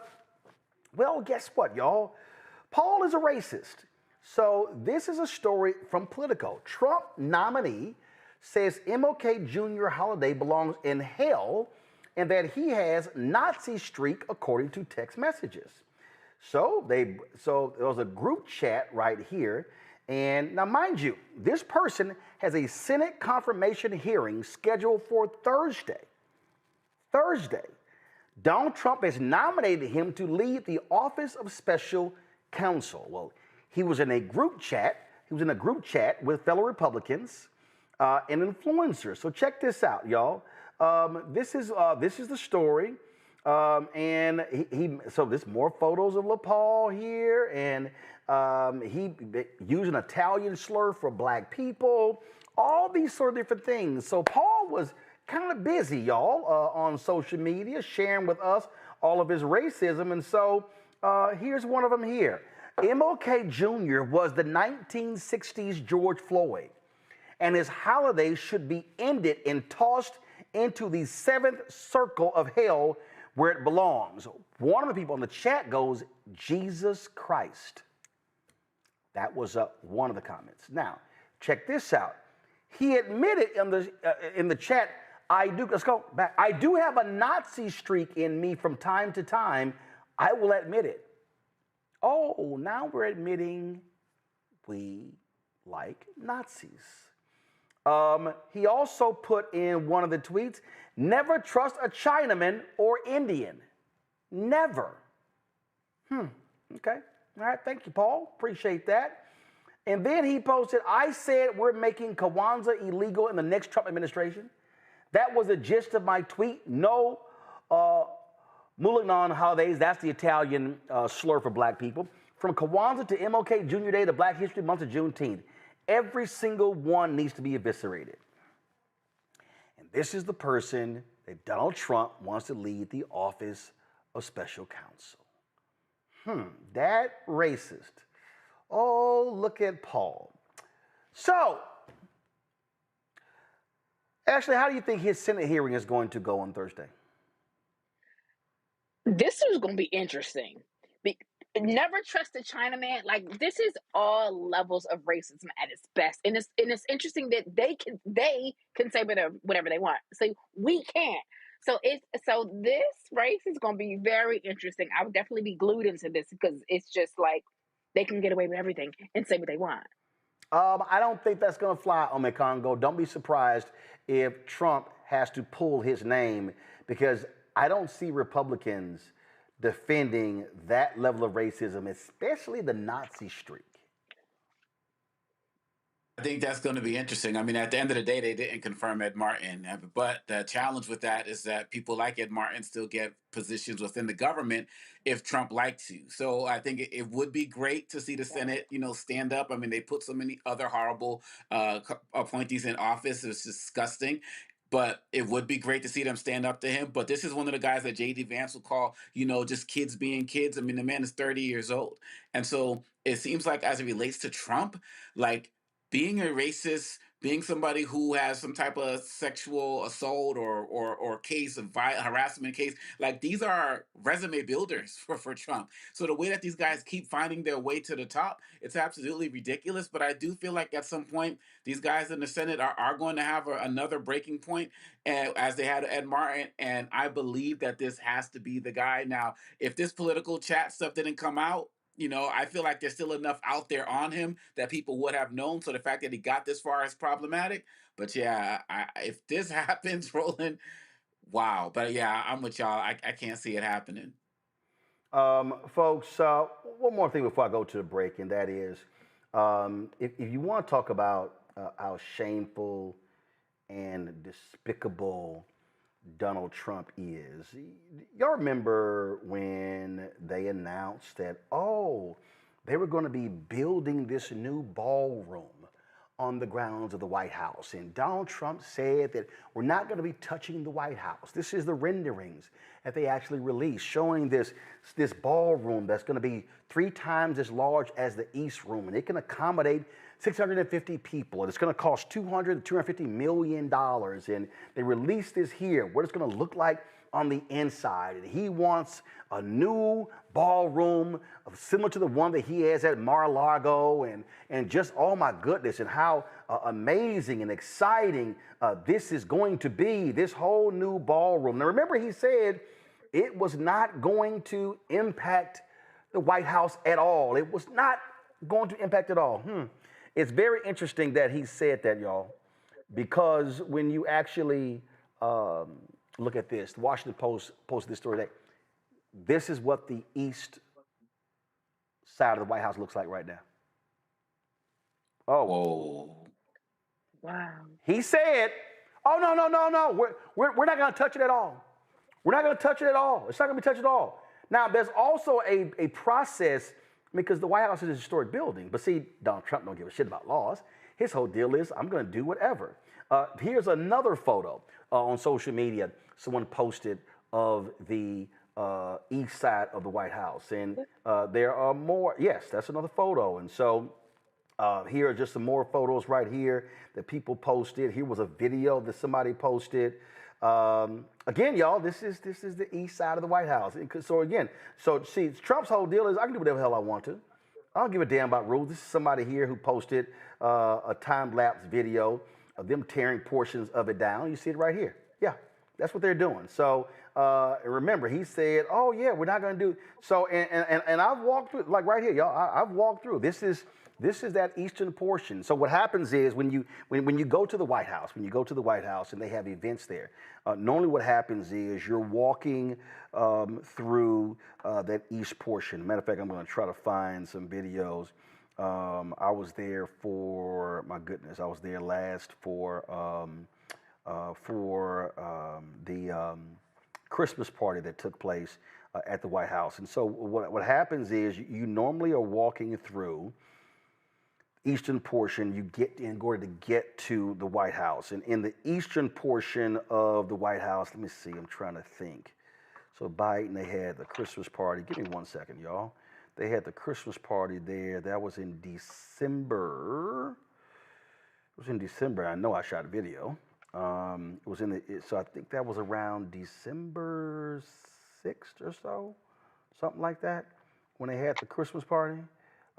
And so normally what happens is you walk through the eastern portion to get to the White House, and you go down the hallway. Well, that's all gone now because Donald Trump wants to build his latest monument. Now, keep in mind, this is the same idiot who did. You want to talk about some pathetic stuff? Remember the wonderful Rose Garden that was built by Jackie Kennedy? Well, Donald Trump eviscerated that and just paved over the Rose Garden because he wanted this patio very similar to what he has at Mar-a-Lago. So he's basically turning the White House into another Mar-a-Lago. That's what he's actually doing here. And you know, talk about just shameful and despicable, Ome Congo, the destruction he's causing. And I'm telling you right now, I saw Joe Walsh hit a tweet. Joe Walsh said that if I was running for president, he said one of my campaign slogans would be, I'm taking a sledgehammer to that damn ballroom and tearing that sucker down and restoring the White House to what it was before this thug arrived. Yeah, and it's one thing to have this president take a hammer to all of our institutions, and it's tragic and it's problematic, and it's all of the descriptors that we use. But to see like basically the physical hammer, being taken to an institution, a physical institution like the White House, and just tear it down, it's just really a reminder of how this man is committed to destroying everything and rebuilding it in his image. And as this man is sending billions to Argentina, as he he is taking jets from Qatar, and he's using millions of dollars. People claim they know where it's coming from to rebuild the White House while Americans are struggling in every way, shape, or form imaginable, given like what we just saw with Hakeem Jeffries. This man is a one-man representative of the Gilded Age on steroids. And I just wonder how long it's going to be before American people, are showing up regularly at the White House, in protest, driving their trailers down there, driving whatever down there, to let people know that we're not going to stand for this. But this man, we'll see, when he was in the meeting last week, over in Egypt, talking with one of the presidents, I'm going to introduce you to my son, or I'll set up that meeting. The corruption is real. It's evident in everything that we're doing. But seeing him strike that hammer, like literally with that machine, to destroy one of America's institutions again so he can have a ballroom. But also, Roland Martin is also a reminder that he is somebody who does not plan on leaving the White House. And that's why he's trying to create it in Mar-a-Lago's image. Actually, what people don't understand is that, we know the history. What happens is when they have large events there, when they have large events in the White House, listen, they just have it under a tent. They have it on the South Lawn because you're not having events all the time.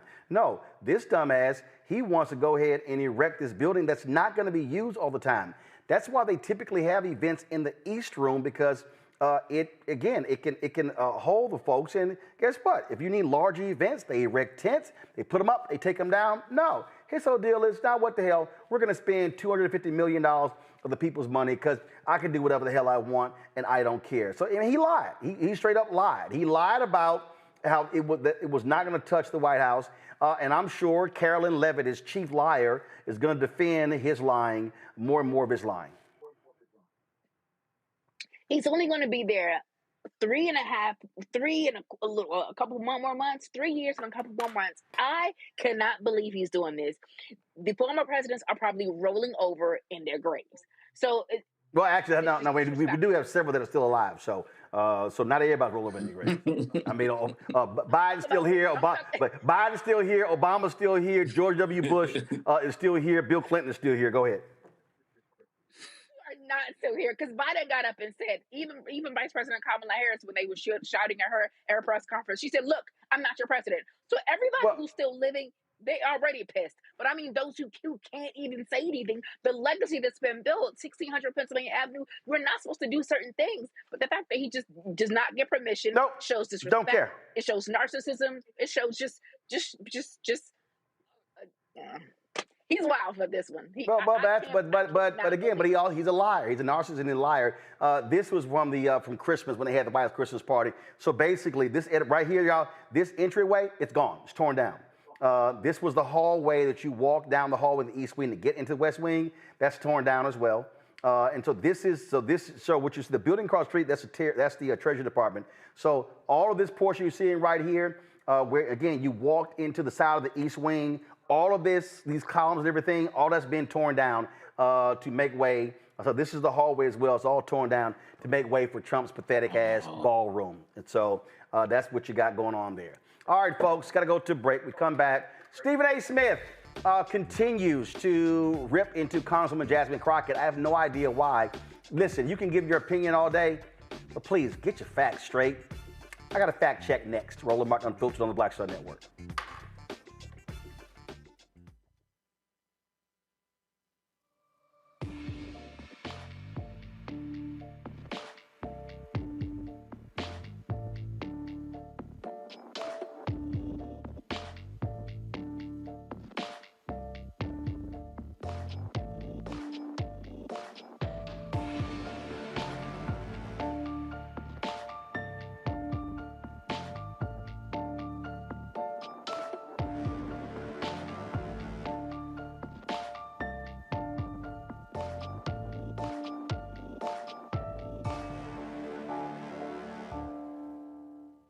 Lil Thompson with winwithblackmen.org. You're watching Roland Martin Unfiltered.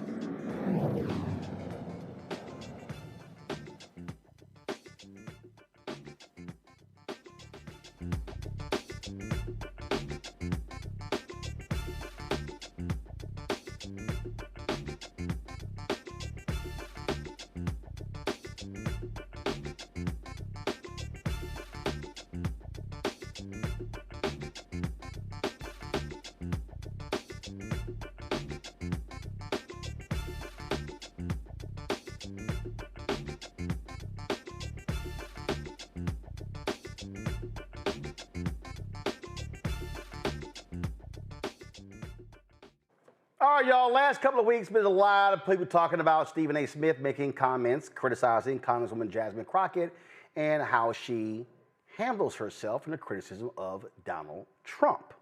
So he made the initial comments on his Sirius XM radio show.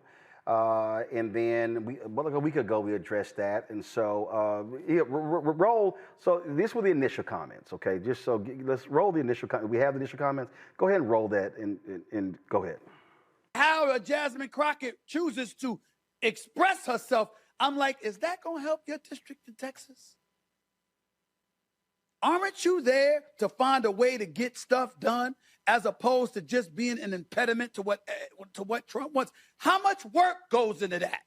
I'm just going to go off about Trump, cuss him out every chance I get, say the most derogatory, incendiary things imaginable, and that's my day's work. That ain't work.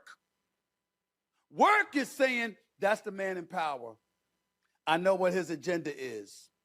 I'm not exactly in a position to stop him since the Republicans have the Senate and the House. But maybe if I'm willing to work with this man, I might get something out of it for my constituency. Because like Joe Manchin said, he's there to represent, or was there for 15 years to represent, the people of West Virginia. She's supposed to be there to represent the people of Texas. I don't know. Maybe that just sounds ignorant because it's so simple. But it ain't that damn complicated. We make it complicated.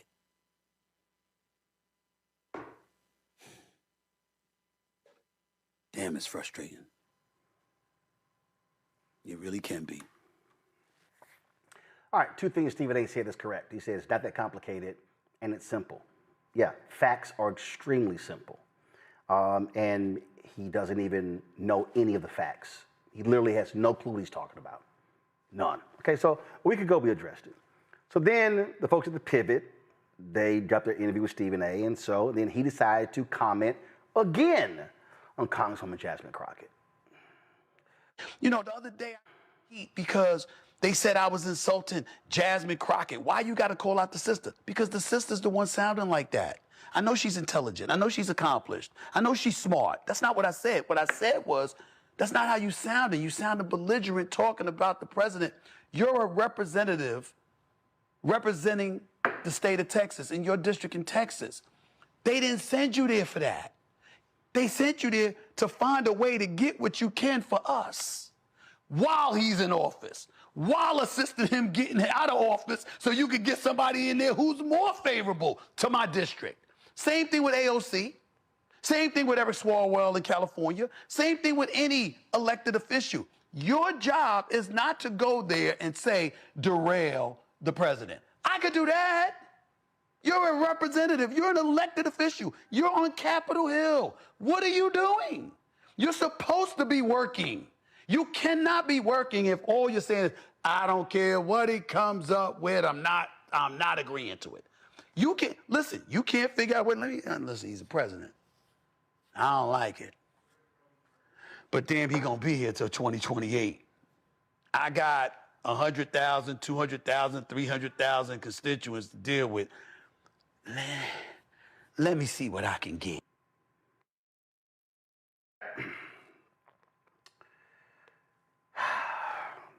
All right, this weekend, before I get into it, a lot of people have been ripping Stephen A. for his comments. Tamika Mallory, co-founder of Until Freedom, she said this here. She said, black men have a question. I see a lot of great commentary from many of you on Stephen A. Smith's ignorant statements from time and time again. This time he disrespected a powerful black woman who's putting her life in danger, fighting for us. At what point will you all lead the charge to turn him off? Then Bakari Sellers made some comments, and then Stephen A. took offense to that. And here's just some of what Bakari said. What Bakari Sellers needs to recognize is, why don't you tell what the truth is? Why don't you speak about the level of resentment that you really, really have? That the American people are more willing to listen to somebody like me or the others that you mentioned rather than you, who's been doing this for years, out of South Carolina and then some.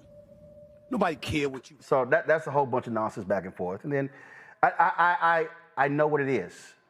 I only want to show a little bit. So then Bakari speaks. Usually I ascribe to the notion that you don't roll around with pigs because you both get muddy and the pig likes it, or you never argue with fools because people who are watching can't tell the difference. But I thought it was necessary just for me to respond and be extremely clear about my issue. And Stephen, is this. I utilize words like charlatan because you use your platform, one that you've grown with great success, a very large platform that people listen to.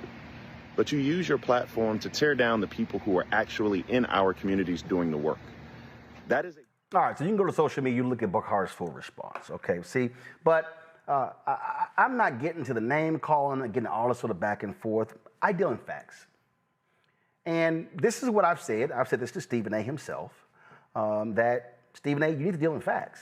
If you're going to get out here and start saying stuff, at least be factual. So in the pivot clip, he talked about that Congresswoman Jasmine Crockett was there to represent Texas. No, he's wrong. Congresswoman Jasmine Crockett represents the 30th Congressional District. That's just the district. Now, in the same comment, Stephen A. said that Jasmine Crockett said that Jasmine Crockett represents 100, 200,000, 300,000 people. No, Stephen A., you're wrong. Go to my iPad. This is literally from her site about the Congresswoman. Home to over 750,000 North Texans, Texas's 30th Congressional District is a vibrant community in the heart of the Dallas-Fort Worth Metroplex, featuring both Dallas and Tarrant counties. Stephen A., you said 100, 200, 300,000. No, it's 750,000. Stephen A., if you know anything about politics, you will know that congressional districts are apportioned to be about the same size. There are 435 congressional districts, about similar population. Some have a little bit more people, some have fewer, but it's about the same. They are apportioned that way for a reason. So then you're wrong. Then you said that, well, you know, all she does is sit here and all she does is just complain about Trump and she's not doing any work and I don't know what she's doing. And that's what you said, Stephen A. I mean, that's what you said. And it's kind of right here on the website. See, this is why research matters. See, you can pop off and run your mouth and just be loud. And I find it interesting you're criticizing her for the exact same thing that you do on First Take every day. But she also has facts in here. So this is literally right here. It's literally right here. It lays out what she did in the state legislature. It lays out, boom, she was elected as freshman leadership in the 19th. She's appointed the vice-ranking member of the House Oversight Committee. She serves on the House Judiciary Committee. She's appointed the Communications Task Force co-chair for the Democratic Women's Caucus. I mean, it literally lays out what she does. And so then Stephen A. makes this comment about how she's wrong, and she's wrong, and she's wrong about this, and she's just popping off, and she's just, that's not what he sent her for. Let me ask you a question, Stephen A. Are you a voter in the 30th Congressional District of Texas? I know who he is, Stephen A. Yep. My homestead in Texas resides in the 30th Congressional District. I am a voter. So when you go on the Pivot and your Sirius XM radio show and CNN and News Nation, and here's the deal, I don't care. Go on all those shows. When you go on all those shows and you say what the voters of the 30th Congressional District did not send Jasmine Crockett to do, how do you know that when you aren't one of them? I am. And the fact of the matter is, Stephen A., the voters of the 3rd Congressional District did send Jasmine Crockett to fight MAGA. We did send Jasmine Crockett to fight for the voters. We did send Jasmine Crockett to fight the agenda. Now it's very interesting when you go on television and you sit here and proclaim what the voters of District 30. Okay, Stephen A., this is a fact. This is the results from the November 2024 election. Jasmine Crockett received 84.9% of the votes cast, Stephen A. Where I come from, Stephen A., that's called a resounding victory. When more than 200,000 votes are cast, more than 239,000 votes are cast, and Crockett got 197,650 of them. So it's pretty arrogant of you to say what the voters of the 30th Congressional District did not send her to do when she's doing exactly what the voters sent her to do. So then, Stephen A., you go on and you start talking about how, how she has to work with Trump. Not really, Stephen A. You love talking about the Constitution. Have you actually read it? I would ask this question of you, Stephen A. Do you know how money is appropriated in the United States? It doesn't start at that building that's 2 blocks from me right now, 1600 Pennsylvania Avenue. Stephen A., let me help you out. The president presents a budget. Congress is under no obligation, Stephen A., to respond to the president's budget. Do you know why? Go to my iPad, Anthony. It is called the Appropriations Clause, Stephen A. In the United States Constitution, Stephen A., it states that anything dealing with money must originate in the U.S. House of Representatives. The U.S. House, not the White House.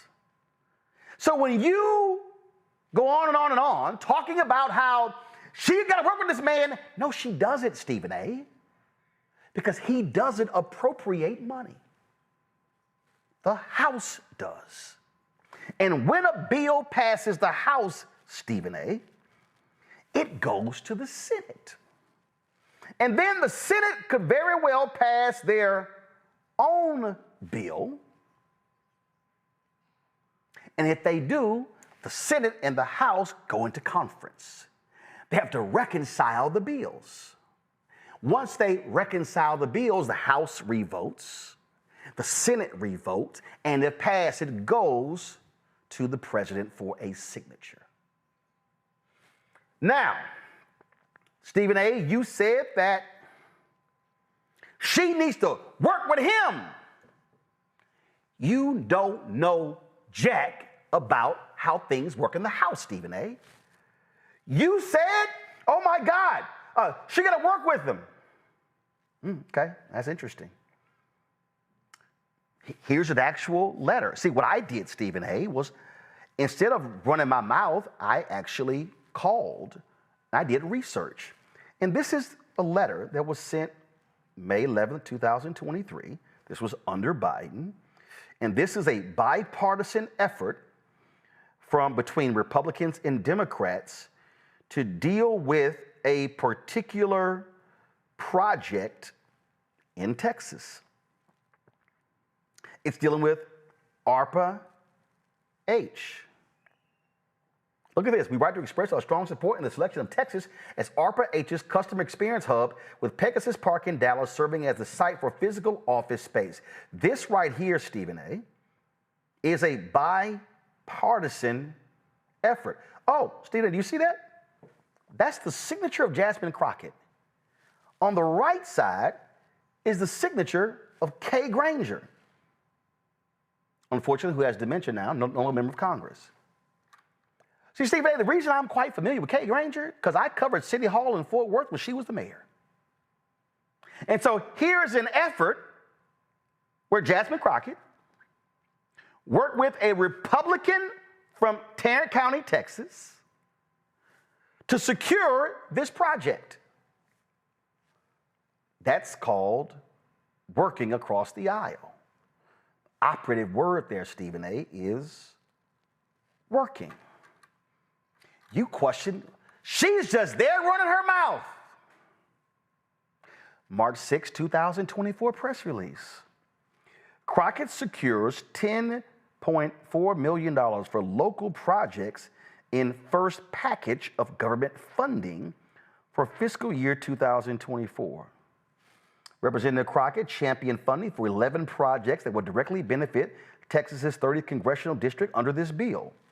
They include $600,000 for the Bonton Farms Bayer Resource Center, $959,000 for the City of Lancaster for wastewater improvement projects, $500,000 for the University of North Texas at Dallas College of Law, $850,000 for Fair Park First Development for the community park at Fair Park, $850,000 for the City of Grand Prairie for expansion of Lake Ridge Bridge, $1.6 million to the City of DeSoto for Hampton Road redevelopment, $500,000 to Texas Trust for Public Land for Judge Charles R. Rose Community Park, $2.5 million to the City of Dallas for enhancements to the Martin Luther King Jr. Community Center, $850,000 for renovation of Park South Family YMCA, $200,000 for technical improvements at DeSoto Regional Jail, $1 million to the City of Cedar Hill for U.S. Highway 67 Tidwell Bridge and intersection improvements. That, Stephen A., was for fiscal year 2024. Now, I'm sure you're watching, Stephen A., you're probably saying to me, before I go to that one, let me just also add to this. There was another story here. It was a Dallas Morning News story. Let me see if I can pull it up here, where Representative Crockett let me go ahead and let me try to give me 1 second, because I do want to show this here, because again, when you go on podcasts and you claim that all she does is run her mouth and she doesn't do any work, then when you have receipts showing the work, it's kind of like exposes you literally don't know what you're talking about. And there was another where she worked. She got she worked with. I'm gonna look at it this way, right here. This is March 15, 2024. Crockett already announced $80 million investment to connect Dallas neighborhoods through bipartisan infrastructure law. That was a bill under Biden-Harris. They got $80 million. Now again, Stephen, you're probably sitting there saying, "Well, okay, Roland, that's fine because it's under Biden."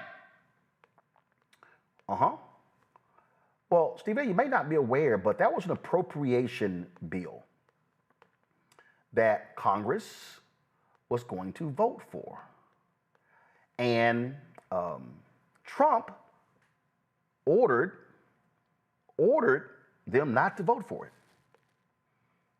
So what does that mean? That means that the projects that were supposed to happen didn't get funded. So what has happened in 2025? Well, Stephen A., there's a government shutdown right now. Why is there a government shutdown? Because it's a continuing resolution. And a continuing resolution means let's continue to vote to keep things as they are. No new projects. See, one of the things that, again, this is what happens, Stephen A., when you don't know shit about how government works. Members of Congress get to submit in the appropriations bill multiple projects. And what happens is, when they're going through the budget process, members of Congress get to submit the proposals. Now, again, this is why you gotta be careful, Stephen A., when you're just running your mouth and you don't know jack about politics. Go to my iPad, Anthony. In the U.S. House of Representatives, each member of Congress, each member, that's 435, Stephen A., Republicans and Democrats, they are allowed to submit a maximum of 15 community project funding requests, CPF, also known as earmarks, during the annual appropriation process. While this is a common limit for House members, the rules for congressionally directed spending in the Senate are different. What does it say right here? Each member is capped at 16. Funding was available only to state and local governments and certain nonprofit organizations. All submitted requests are required to be posted publicly on the member's website. And it details all these different things. Well, Stephen A., the problem is the House hasn't voted on the appropriations bill. That's what the continuing resolution. See, the reason we're in a government shutdown because the Republicans want to pass a CR, a continuing resolution, to fund the government as is until November 21st, so they can eventually actually pass an appropriations bill. So when you say she's just popping off criticizing Trump, well, Stephen A., the Republicans, Speaker Mike Johnson, has had the Democrats for 72 of the last 84 days not in session. Okay. So when you say, how many bills has the House passed in 2025? Huh. They passed 90 laws, but many of them really aren't even significant. They're not even major laws. So, Stephen A., when you say she needs to be working, well, it's kind of hard, Stephen A., to work, meaning pass bills, when the Republicans can't even pass bills because they in a recession. And so, you remember, you sit on congressional committees. You do congressional work. Those things actually happen. We have a segment here called the Crockett Chronicles, where we often will show her speaking on the committees that she actually sits on. That's actually called work. Oh, so your argument, Stephen A., is that Congresswoman Jasmine Crockett should be watching her tone and what she's saying, because she needs to watch how she talks, because she's got to work with this man to get stuff for her district. I've already explained to you, Stephen A., that every member, regardless of whether you're Republican or Democrat, you get a maximum of 15 requests. Oh, okay. So allow me to show you some evidence, Stephen A., of what happens when you are a Republican. Can y'all pull the Nancy Mace story up? Do y'all have that? Do I need to pull it up? Okay. So Nancy Mace rips Biden infrastructure bill. Let me show you this here, Stephen A. Nancy Mace is a Republican out of South Carolina. Nancy Mace ripped it as socialist. She called it, she trashed Biden. She did all this sort of stuff. I mean, she dogged Biden all the time. And man, she was just Oh my God, it was just going on and on. Oh, Senator Tommy Tuberville, Stephen A., was just dogging Biden. This is just spending too much money. He was just going on and on and on. They were trashing Biden, Harris, left and right. But what happened, Stephen A., when the bill passed? Because Democrats had votes and Biden signed it. What happened? Go to my iPad, Anthony. GOP celebrates vital infrastructure investments they voted against. So, Stephen A., the very same people who badmouthed, dogged Biden, Harris, said this was socialism, said it was wasteful spending. They just said all kind of stuff. Oh my God, they start taking credit for the money. You think I'm lying? Oh, look at this. August 20, this is an article from Yahoo, from the Daily Beast, Stephen A., dated August 20th, 2025. Nancy Mace brags about helping secure historic infrastructure funds she voted against. Ain't that something? On Newsmax, she talked about her ties to Trump, her record of delivering for South Carolinians, but she voted against the bill, Stephen A. Here's a photo of Biden signing the law. So, I'm just curious, Stephen A. Did you call out Nancy Mace for her tone trashing Biden? Did you call out Tuberville for his tone trashing Biden? Did you call out Jim Jordan for his tone? Did you call out Randy Fine? Did you call out Matt Gaetz? Did you call out any Republican? I mean, my God, we got the video. We got tons of videos, Stephen A. Did you call out any of these Republicans and tell them you should watch your tone? Your job is to fight for your constituents. Your job is to bring things back. You shouldn't be saying these things. You shouldn't be saying that your agenda is to stop Biden, because that's what they said. I recall McConnell saying it, Thune saying it.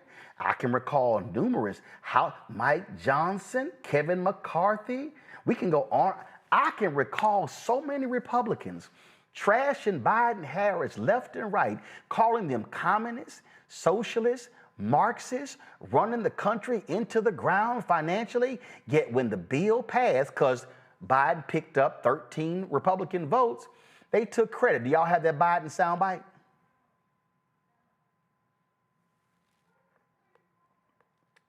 See, so Biden called out the Republicans. Biden called them out. He called them out, said, for taking credit. But again, I'm just trying to understand. Did Stephen A. call out any Republicans for the vicious language they used criticizing Biden, but then taking credit when the money starts showing up? What is the point I'm making here? The point I'm making here is real simple, Stephen A. You literally don't know anything about Congress. You know nothing about how the House works. You know about basketball, NFL, all sort of stuff like that. You don't know anything about this. You've done no research, Stephen A. You've done no studying. You can't even get the most basic fact correct, which is how many people she represents in the 30th Congressional District. You can't even get that right. And so here's why you get criticized. Because you pop off not knowing what you're talking about.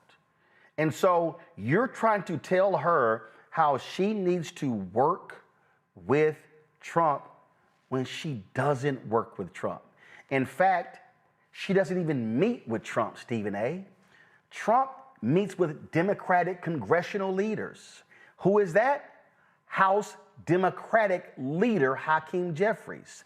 Senate Minority Leader Chuck Schumer. That's who deals with Trump. They deal with leadership. So if you're going to criticize Jasmine Crockett for her tone and how she's not doing her job, are you going to tell your audience on Sirius XM, and when you go on News Nation, and when you go on CNN, and all the rest of these places, are you going to tell them what she actually accomplished? Are you going to bother actually talking with a voter of the 30th Congressional District? Because I'm one. My dad's one. My mom's one. My sister's one. Her daughter's one. The neighbors are voters. I could get you 100 or 200 or 500 to talk with. This is the problem. Stephen A., you make it easy for people to criticize you. And look, we cool. You could text me, I could text you, we can talk, we can communicate. I'm fine with all that. You can give your opinion. You can say, Crockett, her tone is wrong. But I better hear you calling Republicans out. But let's say you don't even do that. That's all. Fine. You can criticize Jasmine Crockett all you want to. But bro, you gotta get your facts straight. And you're popping off and running your mouth, and none of your facts are straight. And that's what makes you look silly. And see, had you had your facts straight, I would not have had to do this segment. Because I would have had nothing to work with. But you exposed yourself for your lack of political knowledge. And what's happening is these television bookers are putting you on because you are in quote mode. You say things that go viral, and they get excited by that. So guess what? The bookers at CNN and the bookers at Newsday, that's why Chris Cuomo ain't got no ratings. That's why he pulled Bill O'Reilly out the crypt and got you debating him. We know what all that is, and that's fine. Guess what? I don't care. That's great. But bruh, just do this. If you go on TV, and let me be real clear, when I did First Take 2 or 3 times, when I sat in for Michael Smith on His and Hers, I studied. I didn't come on the air just saying whatever. I brought facts about sports. So if I can do some studying about sports and speak from a factual base, bruh, you need to do the exact same thing. Talk about politics. Because if you don't, you're gonna get dismissed as a blowhard. And I know you don't want to be seen as just somebody who's full of hot air, ain't no facts backing them up. So do better before you start giving political advice. Call some people. Do some research. But stop saying stuff as factually incorrect. We'll be back.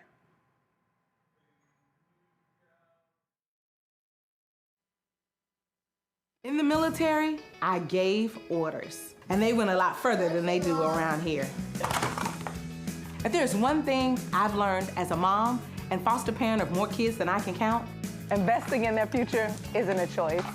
In Richmond, I'll fight for Stafford's fair share for our schools. Smaller class sizes, better teacher pay, and more vocational training. I'm Stacey Carroll, and I'll fight to get our kids' future in order. This week on The Other Side of Change. Book bans, anti-intellectualism, and Trump's continued war on wisdom. This is a coordinated backlash to progress. At the end of the day, conservatives realized that they couldn't win a debate on facts. They started using our language against us, right? Remember when we were all woke and the woke movement and all that kind of stuff? Now everything is anti-woke, right? When we were talking about including diversity, equity, inclusion, and higher education, now it's anti-DEI. All this are efforts to suppress the truth because truth empowers people. You're watching The Other Side of Change, only on the Black Star Network. This is Eric Dickerson, and you're watching Roland Martin, Unfiltered.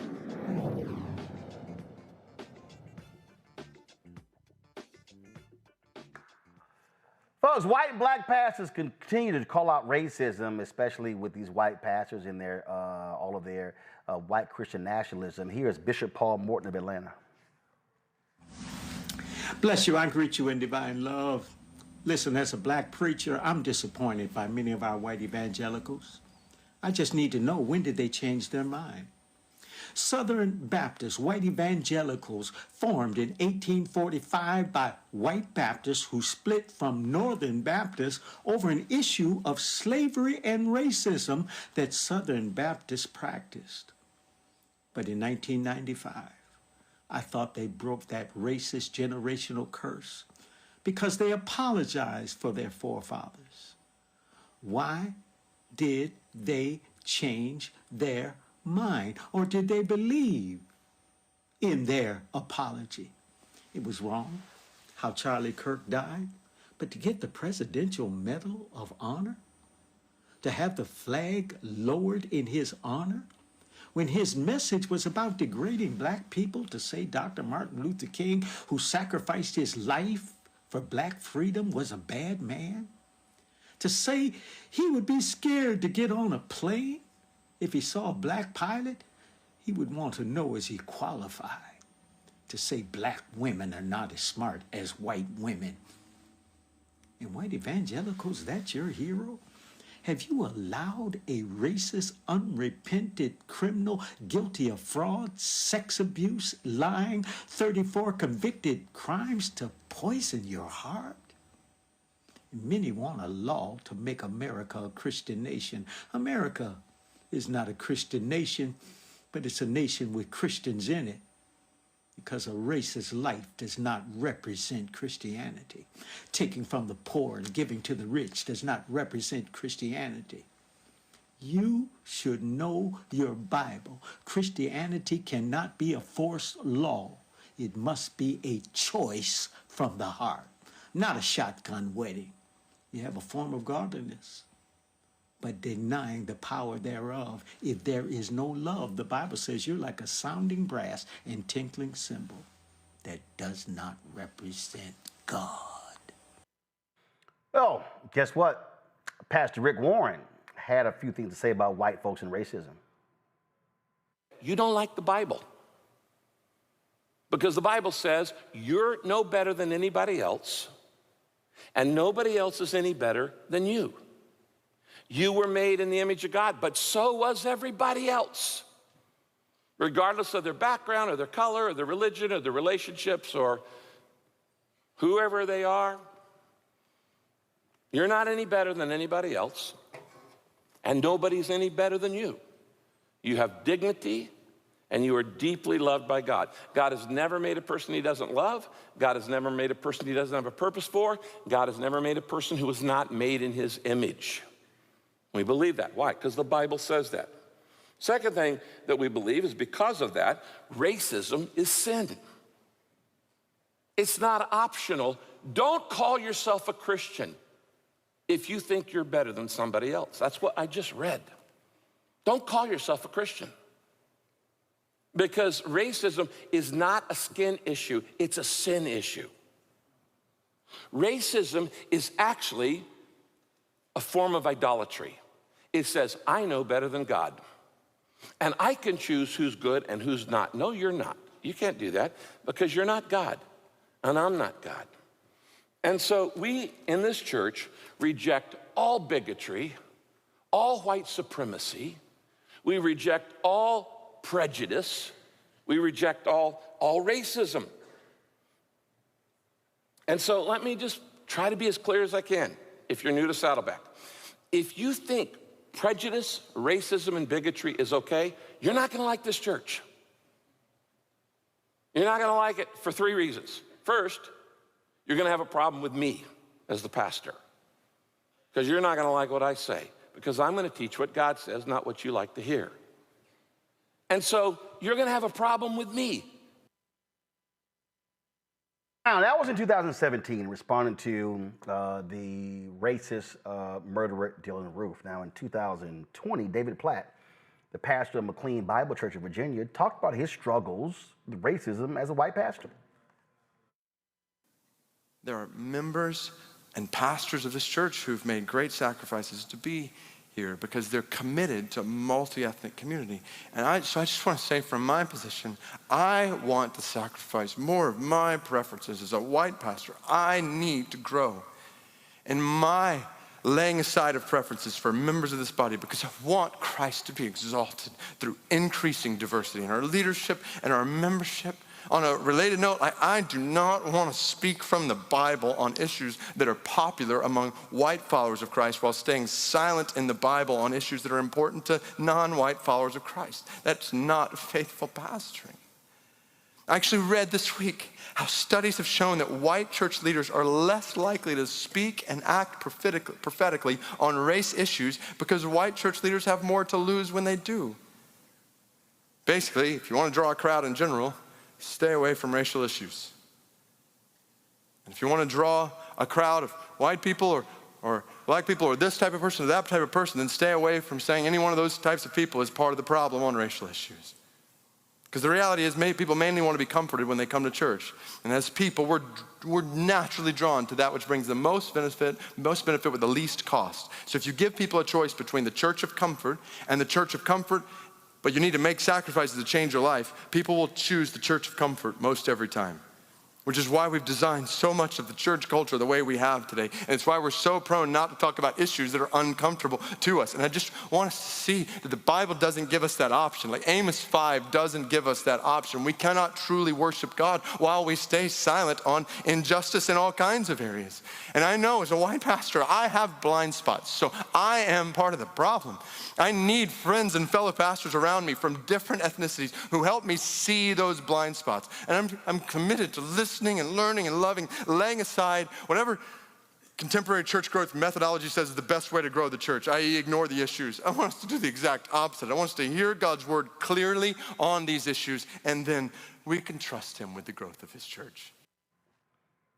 See, I'm a Congo, the issue we're dealing with, and granted, this is 2020. We had Pastor Deese on talking about white Christian nationalism. And what both of these pastors said, one in 2017, one through 2020, is just a reality. White preachers don't want to confront whiteness. They don't want to speak to it. And so they got all this stuff today praising Charlie Kirk, but they want to look over the stuff that he said. This Paul Ingratiae guy. I can't wait to hear these white conservative evangelicals call out this man saying, I got a Nazi streak.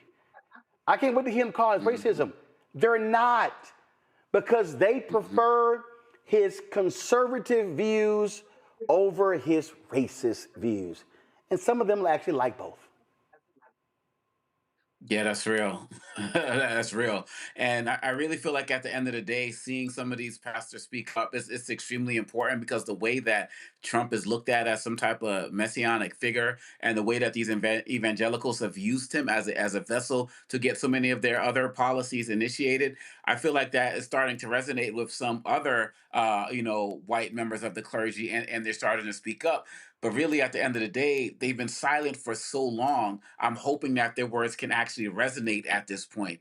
But you're right, Roland. Too many of these folks have been comfortable. They wanted to just have people come to their churches and say, just don't speak, we're a house of God and we're just going to leave it at that. But now they see the way that Trump is twisting their religion. Even people who aren't, exactly priests yet, like James Tallarico, is running for Senate, and I believe is a minister. Correct me if I'm wrong. But he's also not afraid to be able to speak up and talk about his faith and talk about his religion. And this is extremely important, because these Republicans and MAGA and these so-called evangelicals and these so-called Christians have used that Bible to thump people over the head, whether it's with their anti-LGBTQ rhetoric, whether it's just so many various policies that it's extremely hypocritical. And I'm starting to feel like some of these white pastors have had enough. They can't continue to let this stuff be caught. Now I'm talking about white pastors who don't identify as evangelicals. I'm talking about other folks who are out there in this space, and it's extremely necessary. It can't just be the non-white pastors, the non-white members of the clergy who are calling out the hypocrisy of these evangelicals. That's not going to be the way to go forward. We need solidarity on this, and I'm glad some are finally speaking out. But more need to speak out. Ashley, pure and simple. Christians battle sin, not skin. He was brave for making a similar statement because it's so apparent that these white pastors really just wanted growth. And then now, I mean, everybody wants to have this mega church, but now, like you said, they're standing up and they're fighting it. I mean, I'm glad he admitted, I mean, it's 2020, so you admitted your blind spots, but how does he feel now in 2025, right? But yeah, it's just Christians battle sin, not skin. It's interesting. Well, bottom line is truth has to be spoken. Folks, that's it for us. We're going to reschedule our breast cancer awareness guest. I went along with the Stephen A. segment. Some stuff just need to be said. So, Ome Congo, Ashley, I appreciate y'all being on today's show. Thank you so very much. Folks, tomorrow we're going to be live in Fredericksburg, Virginia. That's right, for our second town hall, Our Voices, Our Vote. We look forward to being there. That's right, Vision Community Church live at 6 p.m. Doors open at 5 o'clock. I'd love to see y'all there. We'll be broadcasting live. More candidates will be on the show. And so we look forward to that. So we're going to have a great time. So we're live again on the road tomorrow. Vision Community Church, Fredericksburg, Virginia. Folks, if you want to support the work that we do, please do so. Join our Bring the Funk fan club. Your dollars are critically important for our success. We ain't got millionaires and billionaires cutting us checks every single doggone month, but every week. But this is what we do. We do the work. And so we cover the stuff that other folk don't want to touch. And so you want to join our Bring the Funk fan club. You want to use Cash App, use the striped QR code you see at the bottom left-hand corner. That's for credit cards as well. PayPal is R Martin Unfiltered. Venmo is RM Unfiltered. Zelle, Roland at RolandSMartin.com, Roland at RolandMartinUnfiltered.com. Checks and money order, P.O. Box, first of all, make it payable to Roland Martin Unfiltered, P.O. Box 57196, Washington, D.C., 2003, 7-0196.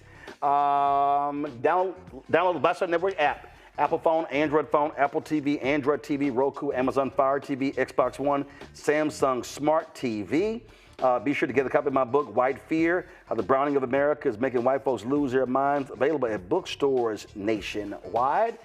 Be sure to get our Black Star Network gear. That's right, Black Star Network gear at shopblackstarnetwork.com. That's right, our T-shirts. We got, our hats, hoodies, all that good stuff. So y'all be sure to check that out. Be sure to get our Black-owned products. You see all these products to my left right here. All these products are on our website. You see it, you name it, our backpacks, our toilet paper, chips, skin care, you name it, all these products available at shopblackstarnetwork.com. And see, when you support these products, you're also supporting blackstarnetwork.com because we get a portion of these proceeds. And so it's really, really, really important. I certainly appreciate if y'all go to shopblackstarnetwork.com, shopblackstarnetwork.com. Check it out. Also, download the app Fanbase. Be sure to get the app, download it, and all you want to invest, go to startengine.com/fanbase, startengine.com/fanbase. And let me shout out my alpha brother James Edmond, Delta Xi chapter. He sent me, he said he met me in St. Louis. So he sent me this Central State Marauders hoodie and also sent me for the summer this T-shirt right here. So you see it, property of Central State Marauders. And on the back of it, he got Roland 06. I've got the same thing on the back of this right here. So that's how you do it, Frat. I appreciate it. I didn't have any Central State gear. So he heard me mention it. And first of all, he sent the package. Man, he sent the package. No, that's when he, my bad. That's when he pledged. He pledged May 26, 1983. He was number 3. I was number 3. But I pledged 6 years later, spring 89. And so he heard me talk about it. And so I appreciate the Central State gear. Y'all know I only rep HBCU gear on the show when I've been to the campus. I gave the commencement address at Central State. That's why I'm wearing this gear. And so I appreciate that. And so I don't know who I'm wearing tomorrow. So I'm going to wear somebody's stuff tomorrow. But Frat, I appreciate it. Thank you so very much for shipping this gear. And y'all, Oakwood, will y'all tell Oakwood they got to send a brother some gear? I don't have any Oakwood gear. I spoke there in their chapel. I don't have it. I ain't got an Oakwood hat. So if y'all can send me a T-shirt, I can wear it in the summer, and I prefer crew necks versus hoodies because I just hate all this back here. Actually, I want to get them chopped off. But if y'all got a hoodie, that's great. Send it to me. I appreciate it. Send me an email first, but Oakwood. I'm going through the list. I think, I've been a 58 or 59 HBCUs, and I got a whole closet over here. It's all this HBCU gear, so I like to wear it on the show. That's what we do. So, but again, I appreciate it, Frat. Thanks for the Central State gear.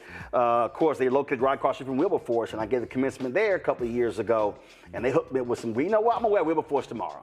Wilberforce, I'm wearing y'all gear tomorrow on the show. All right, y'all. No. I'm going to the church. Wilberforce, I'm wearing y'all gear on Wednesday.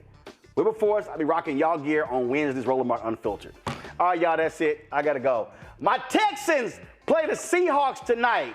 Terrell, what's your punk ass, Terrell and Anthony? What's your punk ass Commanders? Y'all had one job. Y'all got one job twice a year. Beat the Cowboys. Y'all look pathetic yesterday, letting the Cowboys run up 44 points on y'all. Yeah, I know you ain't have your number 1, 2, and 3 wide receivers, but damn, your running game sucked. You made them look like world beaters. You're right, guess what? I ain't getting no text messages this week from Terrell and Anthony talking all that trash. I remember when the season started, oh hell yeah, I'm calling both y'all out. Because y'all were talking all that trash about my Texans losing the first 3 games. And Anthony's like, well, look at our record. Yeah, you're absolutely right, Anthony. Let's look at your damn record. Y'all awful. My Texans are 2-3. We playing the Seahawks tonight. We beat them. We gonna go to 500. Let's see here. What are y'all? 3-4. Oops. Look like Anthony. 3-4 and 2-3 is the same. And now Anthony talking about it's too early. He don't want me to put them text messages he had from 2 weeks ago. Yeah, it's amazing how him and Terrell were real quiet. They were real quiet over the weekend. Not Terrell saying where the Super Bowl at. Terrell, your ass wasn't even born the last time y'all won a Super Bowl. Let me go. I'm gonna see y'all tomorrow. Holla!